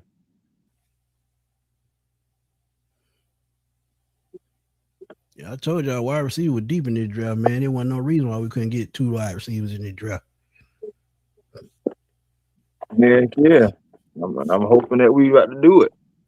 Okay, so the Lions go defensive tackle. They take Skyler Hill Howard from Texas Tech. That's not a surprise. Mm-hmm. All right, so Chargers are on the clock. Yeah, they just cut one of their veterans right when the damn new league gets started. Yeah, I know, fam. Chargers again. Like I was like, what? Like, why are y'all here? Like, what's up? Y'all didn't trade that pick? Like, I don't know.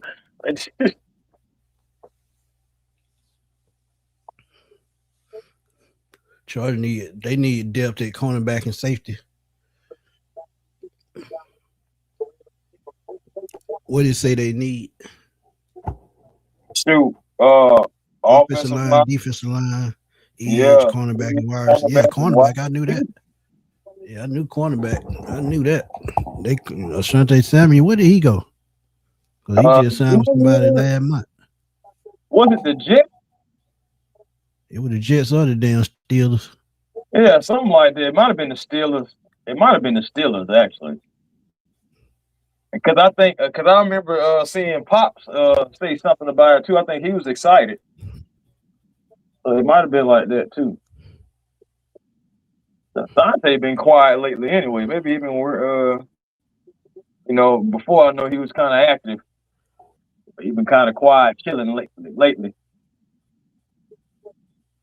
Who you talking about, the dad? Yeah, Asante Samuel Sr. By the way, it is so weird looking at Asante Samuel Sr. without his locks. Yeah, I done got used to that.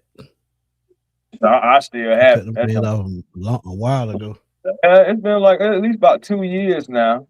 I think he don't cut it off. Maybe like 2 or 3 years or so. Okay, Chargers are still on the clock. Well, what are y'all? Hey, look. Hey, what are they doing? Baking a pot pie? Goddamn. Listen. Okay, the pick is in. Now the Eagles are on the clock. NFC South this year, all the teams in our division got better this draft.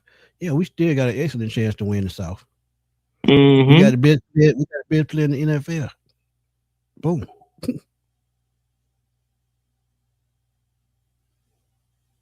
Like I said, if the quarterback do their job, we control the clock and we win football games. Just that simple. I mean, my thing is, you can get all the talent that you want. Remember all them draft picks we had, and we was like, "Oh man, Falcons don't got some picks. We got to beat out this team." You still got to get out there and perform. Right. Yeah, you can they have all still the got to talent you play want. us too. Right. You can have all the talent you want, but boy, them damn coaches ain't right. You ain't gonna do a damn thing. And then, if the talent don't translate from the collegiate level to the pro level in the right amount of time, dude, man, some folks be looking like, dang, you know. Right. I'm gonna do my damn draft grade video as soon as that last pick done. Oh, yeah, that makes sense too. I think that just hit. All right. Let's see what we looking like. Okay, the pick is in. Hold on, wait a minute. What we at? Our last pick is what 31? 231. Yeah. And so we got 3 picks in the next damn 20. Okay, so the Chargers take Alex Hartley. Is it Hartley or is it Harkey? Harkey. Yeah, okay. Yeah, they solidified that offensive line. Cause I'm telling you, man, what's his name? Rashawn Slater might not even play no more. Hey, but that was a possibility, and they talked about that with the injury as well. When he first got hurt, they were saying it's a possibility that it could be one of those injuries that kind of just prevent a guy from being able to get on the field again. Because wasn't it like the patella or like, and it was like fractured or broken a certain kind? Yeah, and it was like broken or fresh, like a certain type of way. It was something that it wouldn't heal properly. It won't heal properly. Man, I hate that for Slater. Yeah, and it's crazy because I actually wanted him to play here. Oh heck yeah, same. I mean, I think we passed on him. We did. We took the other one. We took remember we took no, heck no. I wouldn't have been mad about that. It was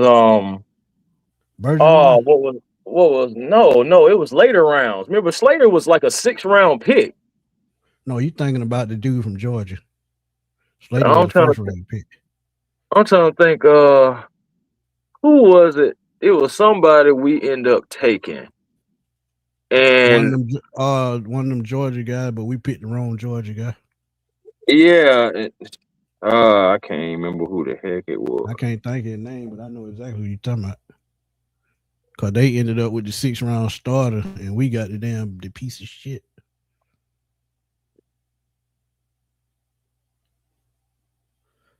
Eagles. Watch the Eagles pull some bullshit. Man, I know the Eagles out read blank and shit. Where he go?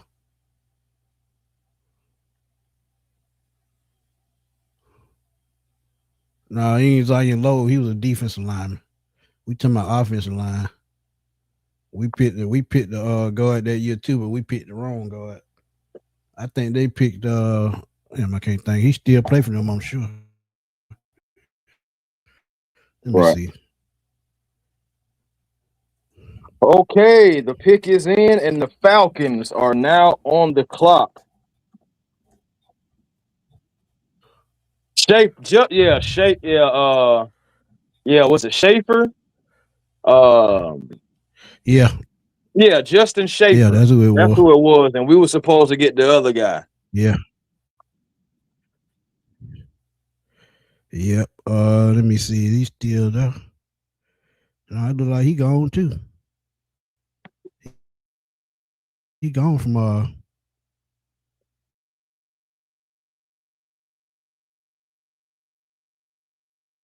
he gone from San Diego in 2022, I think it. Eagles, what are you doing? Hurry up. Sometimes I don't be. I got to be feeling like they just be taking the whole time just to extend the coverage. This is legit going to go all the way to 7 o'clock, y'all. It's 5:04.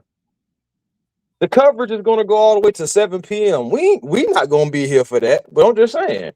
It's some bullshit, man. I told you. That's why I be sometimes you trying to stretch out that money The money says this is the time slot. And if you want to Uh-huh. get all this, you got to fit this time slot. I know they told them to slow it down. Oh, Okay, so speaking of Georgia, Michael Morris, guard, is going right. to the Eagles. So He Eagles got shit to still do. messing with our Georgia play.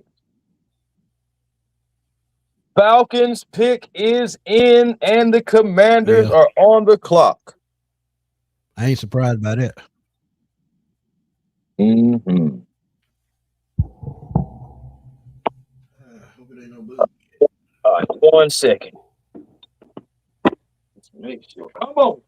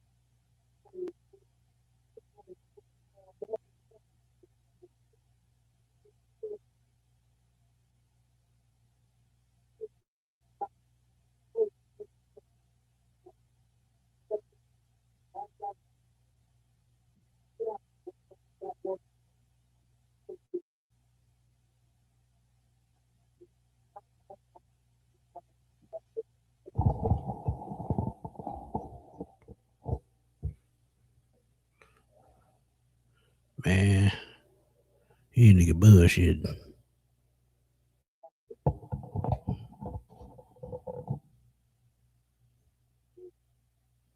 Yeah, they got to take a defensive tackle here, man.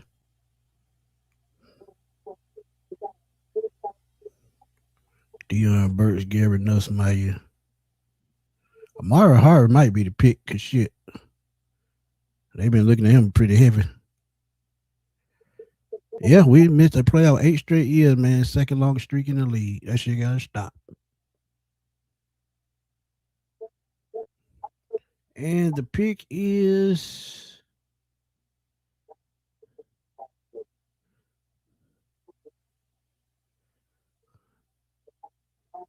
they stalling. Ontario Thompson, defensive tackle, Washington. Didn't see that one coming.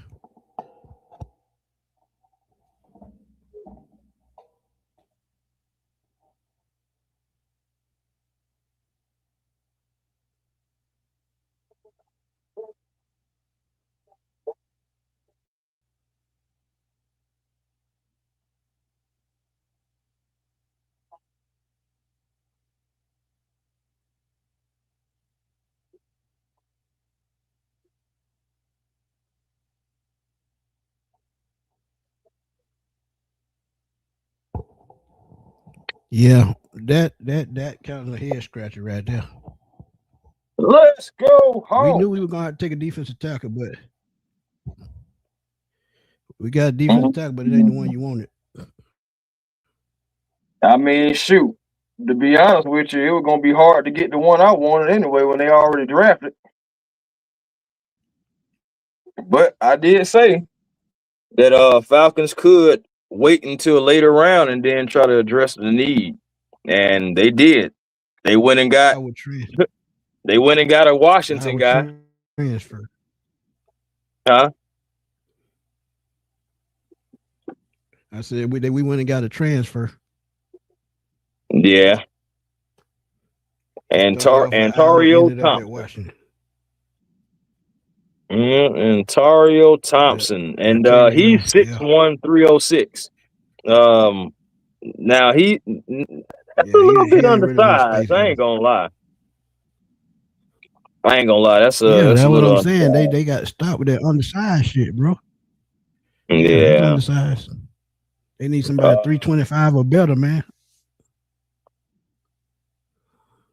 And then he doesn't really even have a lot of production.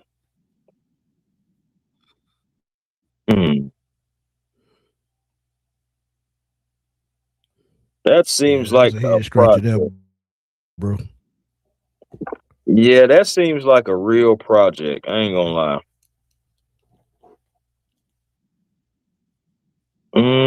Let's see here. And the guy that played with Clint was talking about earlier, Matt Goobler went right after him.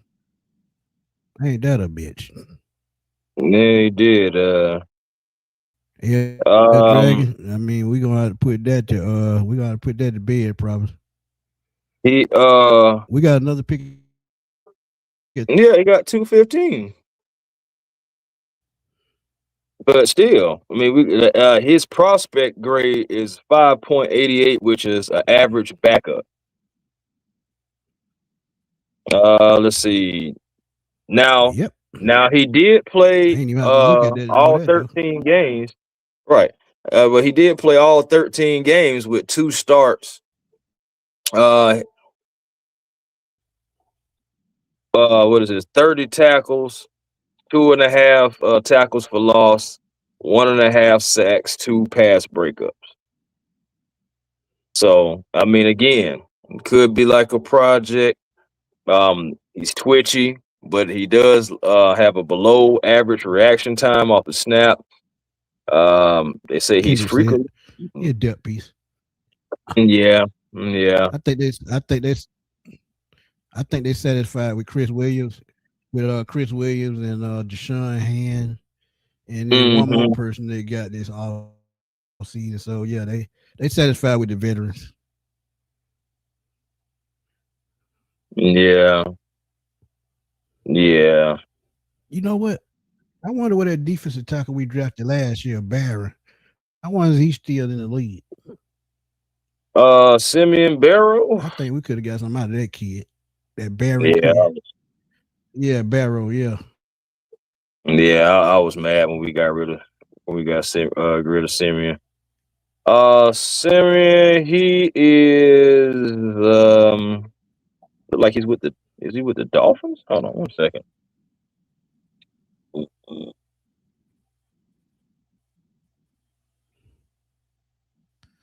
I can see it. He went to Miami, so I could see it.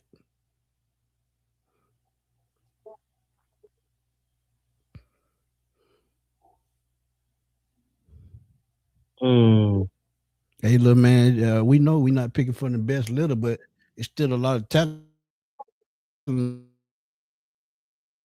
the board they're skipping over. And I get it, they drafted for depth. I get so tired of watching the damn Tom Brady video every year. Jesus Christ, that's enough of that.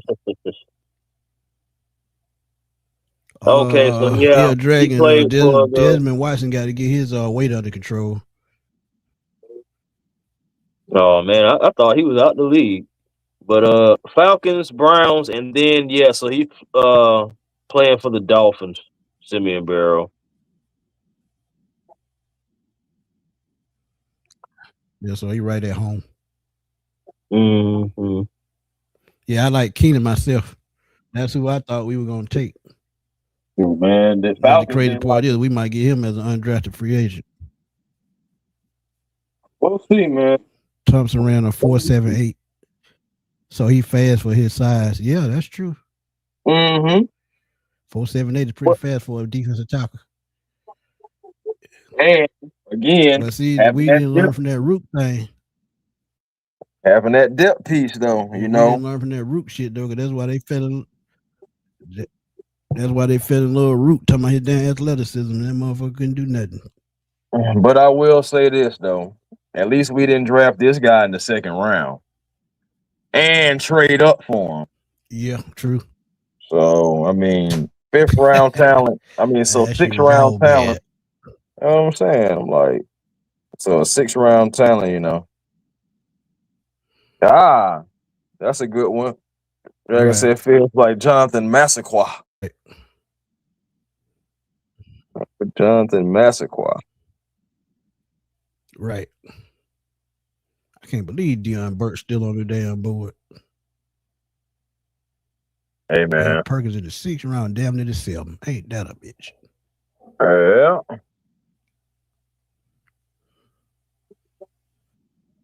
Nah, that wasn't that was Jeff Ulbrich who made that pick. Yeah. Okay, Steelers go defensive end Gabe Rubio. I wonder if he knows Mr. Defensive Rubio tackle, yeah. on GTA. You stupid. Yeah. Yeah, Q, I would have Rubio. took a receiver. Absolutely. Yeah, I would have too. But Yeah, that's the next pick. We're gonna bounce because we got to get ready for the Hawks game. We've been on 3.5 hours. I'm tired. And waiting to revamp my power.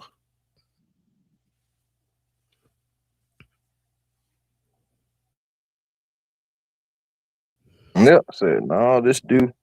Let us pray. What's going on, fam? He said Thompson be one of those faster defensive line prospects I've ever seen. 4.7, 300 pounds. This dude ain't no rook.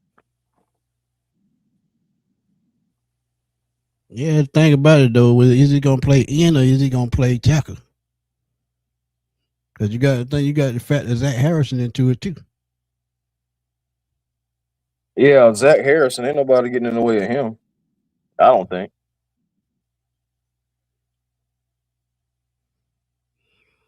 Oh, Ravens take a punter. They take that Ryan Eckley guy. Yeah, he got a leg, boy. They kick like a billy goat. Hey man, dude, and one thing about it, this is the perfect time to draft somebody like that. Hey Q, I got to have my wing, man. This shit frustrating. God. All right, so the Patriots pick is in, and the Bills are now on the clock. After the Bills, it'll be the Colts and then the Falcons. Shout out to everybody tuning in from Twitter, man. Twitter blowing up today. Hey Blew up man, thank yesterday y'all. too. Shout out to y'all. Yes, sir. Thank y'all. Appreciate every last one of Another y'all. TCU linebacker go off the board to the Patriots. One thing I can say about the Patriots, I don't care what nobody say. Y'all can hate them. Them motherfucker can make a 7-round pick or undrafted free agent look like a damn superstar. Ooh, I ain't gonna lie to you. That was one of my guys that I said was gonna be a sleeper too. Yeah, him and the other kid. And he going to a good situation. Right. Well, yeah, man. Steelers don't cleaned And up. somebody done jumped us again. Bears done jumped us. Let's see what they finna be some bullshit. Bears jump to the 32nd spot. They probably gonna take a wide receiver or offensive lineman. Yeah, I mean, I ain't gonna lie. I hope I'm wrong, but I don't even know if the Falcons even taking a wide receiver. Cause they just traded DJ Moore. Mm-hmm. I mean, but shoot, I thought they already took a wide receiver. I think they did. Can't never have too many on though. They can have enough, especially when we still in need. I'm telling you, man, I would see what the price would be for Cole Kmet. If they'll take a 7-round pick for him, I'd give him up. I don't even know if to be honest with you, I don't think we gonna add no more to the tight end room, to be honest. Nah, we full that tight end because if we had traded Pitts, yeah, we would have did it. But they probably weren't getting the price they wanted for Pitts. So he's still here.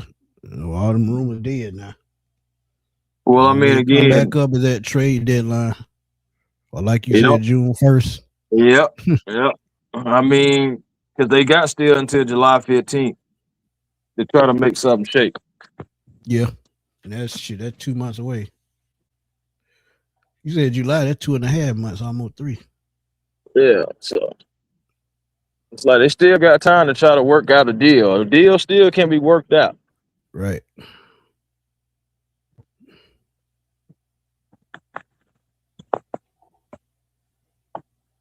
Deal still can't be worked out.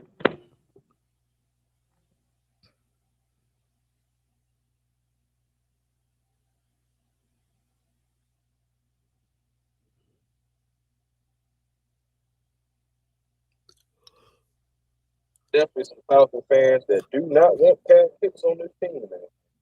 And the Patriots got a steal with Crown over in the damn 6th round. Yeah, that would be nice to try to have him. They had drafted a damn tackle 1st round. Right. Their first pick was a damn tackle.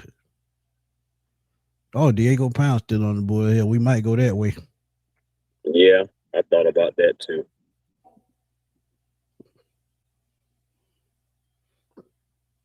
Get a defense. Go ahead and get the defensive tackle and the offensive tackle at the end of the draft. Crazy thing is, the Bears drafted Sam Roush from Stanford, another tight end. That's why I said Cole Kmet might be gone. Yeah. Can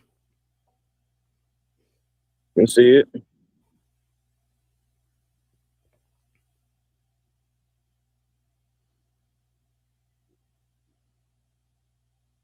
All right, Bears, what's up, bro? Hurry up. Yeah, y'all boys already knew who y'all finna take. Y'all trading up.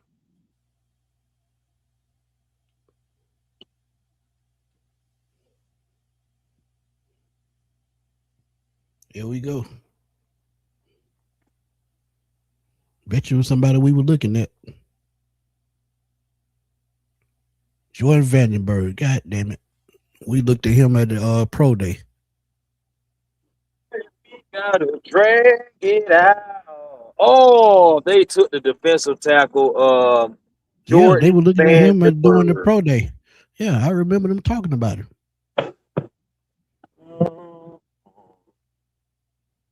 What's his measurables? Oh, Vandenberg, no, that's 6'3", 310. Damn. But he doesn't have the speed that the guy that we took.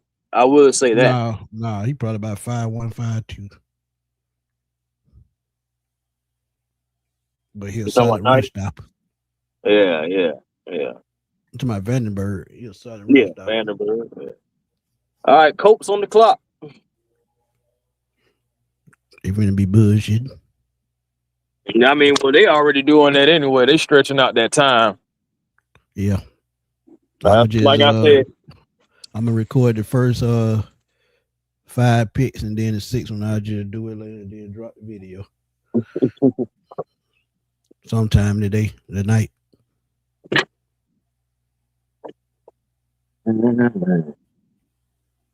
Before we get out of here, man, we got to ask y'all, man, can y'all send a prayer up for our boy RJ ATL for life, man? Right. Just send up prayers, man. And y'all don't need to know what it is. Just send up a prayer for us. All right.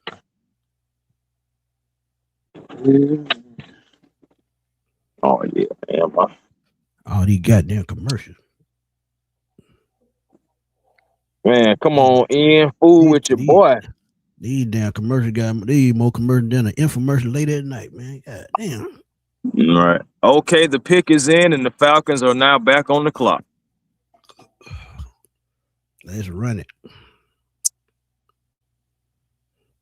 Yep, y'all please pray for our boy RJ, man. Just pray for him, please. Throw them prayers up in the chat. All right.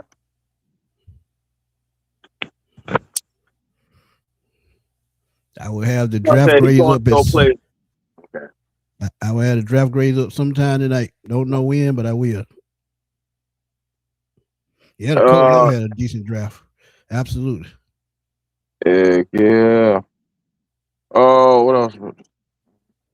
Where was it? Oh, that boy let us play, so he finna go play some pickleball after this.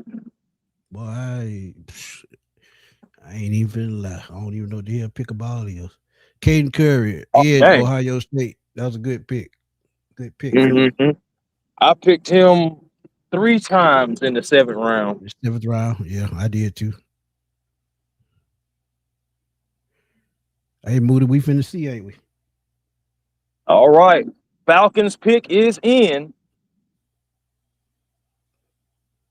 Come on. Stop playing with me. Why I got a feeling they finna be up to some bullshit again. Become a tackle. Yeah, Vandenberg, they damn sure talked to him at the pro day.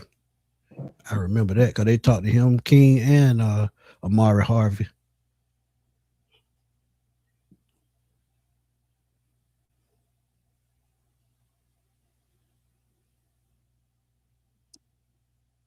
What happened to Zachariah's twin brother? He going back to school? I'm assuming so. And then they show Amari Harvey on the damn replay. Ain't that something? That's something. Right. I was saying that's something. I wonder if he goes undrafted. No, ladies, he ain't went yet. Okay, he stayed. Appreciate it, Kendrick. Thank you, man. Because I know I seen him in the when they were doing the video the other night. Yeah. You know, he got drafted. He was standing there. He actually taller. He plays safety. Yeah, he plays safety. Okay. Oh, okay. Well, he may be here next year. We'll see. Could be. I know Jesse Bates. Wouldn't that be something? Going back-to-back years, taking back-to-back brothers and having them all on the team together. Wouldn't that be something? Ain't that so? Hey, it's a family, goddammit. So let's see. We had 400 viewers, man. Shout out to Twitter, man. Shout out to YouTube. Appreciate y'all tuning in. Appreciate it. Harold Perkins, ain't that a bitch? Let's go. Let's go. Y'all, the chat talked that up, man. Let's go. Chat talked it up. We needed linebacker depth, though. Let's go. Harold Perkins Jr. That I see. Yeah, I'm gonna tell you why I'm happy. I'm happy about it, and the most pettiest reasons why. Cause them Saints fans been talking noise. Oh yeah, Christian Miller, man. The Saints fans finna say that whole family from the Falcons, sir. Man, shut your. Woo. Anyway, so reason why I'm happy about this is because Harold Perkins went to high school in New Orleans, played for LSU. Pretty sure his family members and stuff are Saints fans. Come on over here to the promised land. Just like Deion Jones' uncle was pissed off when he got drafted by the Falcons. Yes, he was. Yes, his uncle was. He was mad at him. And Deion Jones was ending the game. And Deion Jones was ending the game on Saints and everything. Right. Man, yes, JD Bertrand has to be gone now. Yeah, he gone. He definitely gone. What if the other defensive tackle you were talking about? He's still on the board. What if we get him with the last pick? Hey, I mean, we'll see, man. Yeah, Antonio, you did say that. You were hollering that shit. You brought it up. Yeah, I know Tay. He was saying it too yesterday. Tay Hall. He was saying that we may take him in the third round. I mean, fourth round. Hell no, I knew that one. I knew that one happened. Yeah, he had fell off the map. Yeah, Troy, he might be gone too. Hey, man. Yeah, let me tell you something. Get his ass off the practice field. I ain't gonna lie to you, man. We released Troy. I may just do a giveaway. I don't know. Just gotta give something with him. I don't know. Yeah, Harold Perkins, man. Last year, if he came out the draft last year, he was second round pick.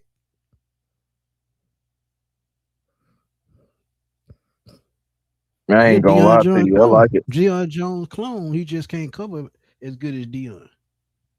Yeah, he just collecting checks. I agree. Facts. I absolutely agree.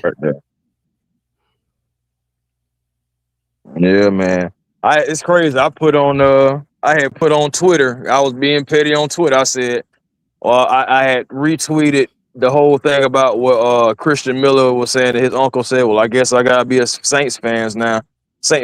I had retweeted it.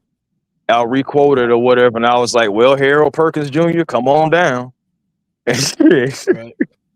And we ended up drafting this joker anyway. Yep. So Chris got to get ready for the game, man. So we're gonna end it here. And like I said, man, when the last pick come in, I will do my draft grade video, and y'all will get it sometime tonight. And Chris, if you want to end it, go ahead. Oh, you just gonna leave me hanging? Oh man, my god doggone stream yard just was tripping. I'm back no. What you were saying? Oh, okay. I said, go on and end it if you want to, because I know you got to get to the Hawks. Appreciate Yeah, you, Dirty man. Bird gang. Appreciate you, my guy. Hey, first and foremost, man, thank you to everybody who was in this chat, man. Like for real, showing up for for the live, man. We are not going to stick around for round 7 because they are obviously trying to extend this thing to 7 o'clock, and we got a playoff game to worry about. That's the Atlanta Hawks. So, hey man, Right. overall, I think Ian Cunningham's, did well. I know we'll go dive deep more into it, of course. It's in as coming days and everything. But yeah, man, just thank you to everybody who was a part of this. And make sure that you guys follow us on our social medias, like mine, of course, A1 Forever Sports. That's the platform on YouTube. Come on over, like, comment, and subscribe. Also, Hawks Digest, same thing, man. Come on over, like, comment, subscribe, be a part of the Hawks Digest family as well. And Twitter, A1 Forever, Instagram, A1 Forever, the real A1 Forever on TikTok. Appreciate you guys, every last one of you again. Facts. Hey, man, we appreciate y'all, man. If it weren't for y'all, it wouldn't be no us, man. We tell y'all that all the time. But yeah, find me on Twitter at FatboySlim_21. Also find me right here on Smitty Sports Machine. Keep bringing y'all what draft coverage I can. The draft is finally coming and gone, man, and it's gonna be a long 2 months. But we'll find stuff to talk about, whether it's all time this or whatever y'all drop in my comments. If it make it for a good video, I will make a video out of it. But I feel like Chris said, I feel like we had a very solid draft.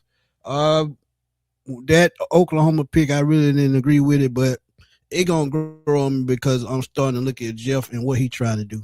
He's trying to add athleticism. He's trying to strengthen these rooms, because we know the linebacker room was the weakest one on the team. So he had to go out and get 2 linebackers in this draft, and still in free agency. So we got a ways to go. But I will also give y'all my free agency, undrafted free agent list too, and we'll go from there. But Chris, go and take us out, man. Yeah, man. Well, until later on, man, we're gonna be back at y'all again. Make sure y'all find your peace today, because that positive energy always creates elevation. And we out, y'all. Peace.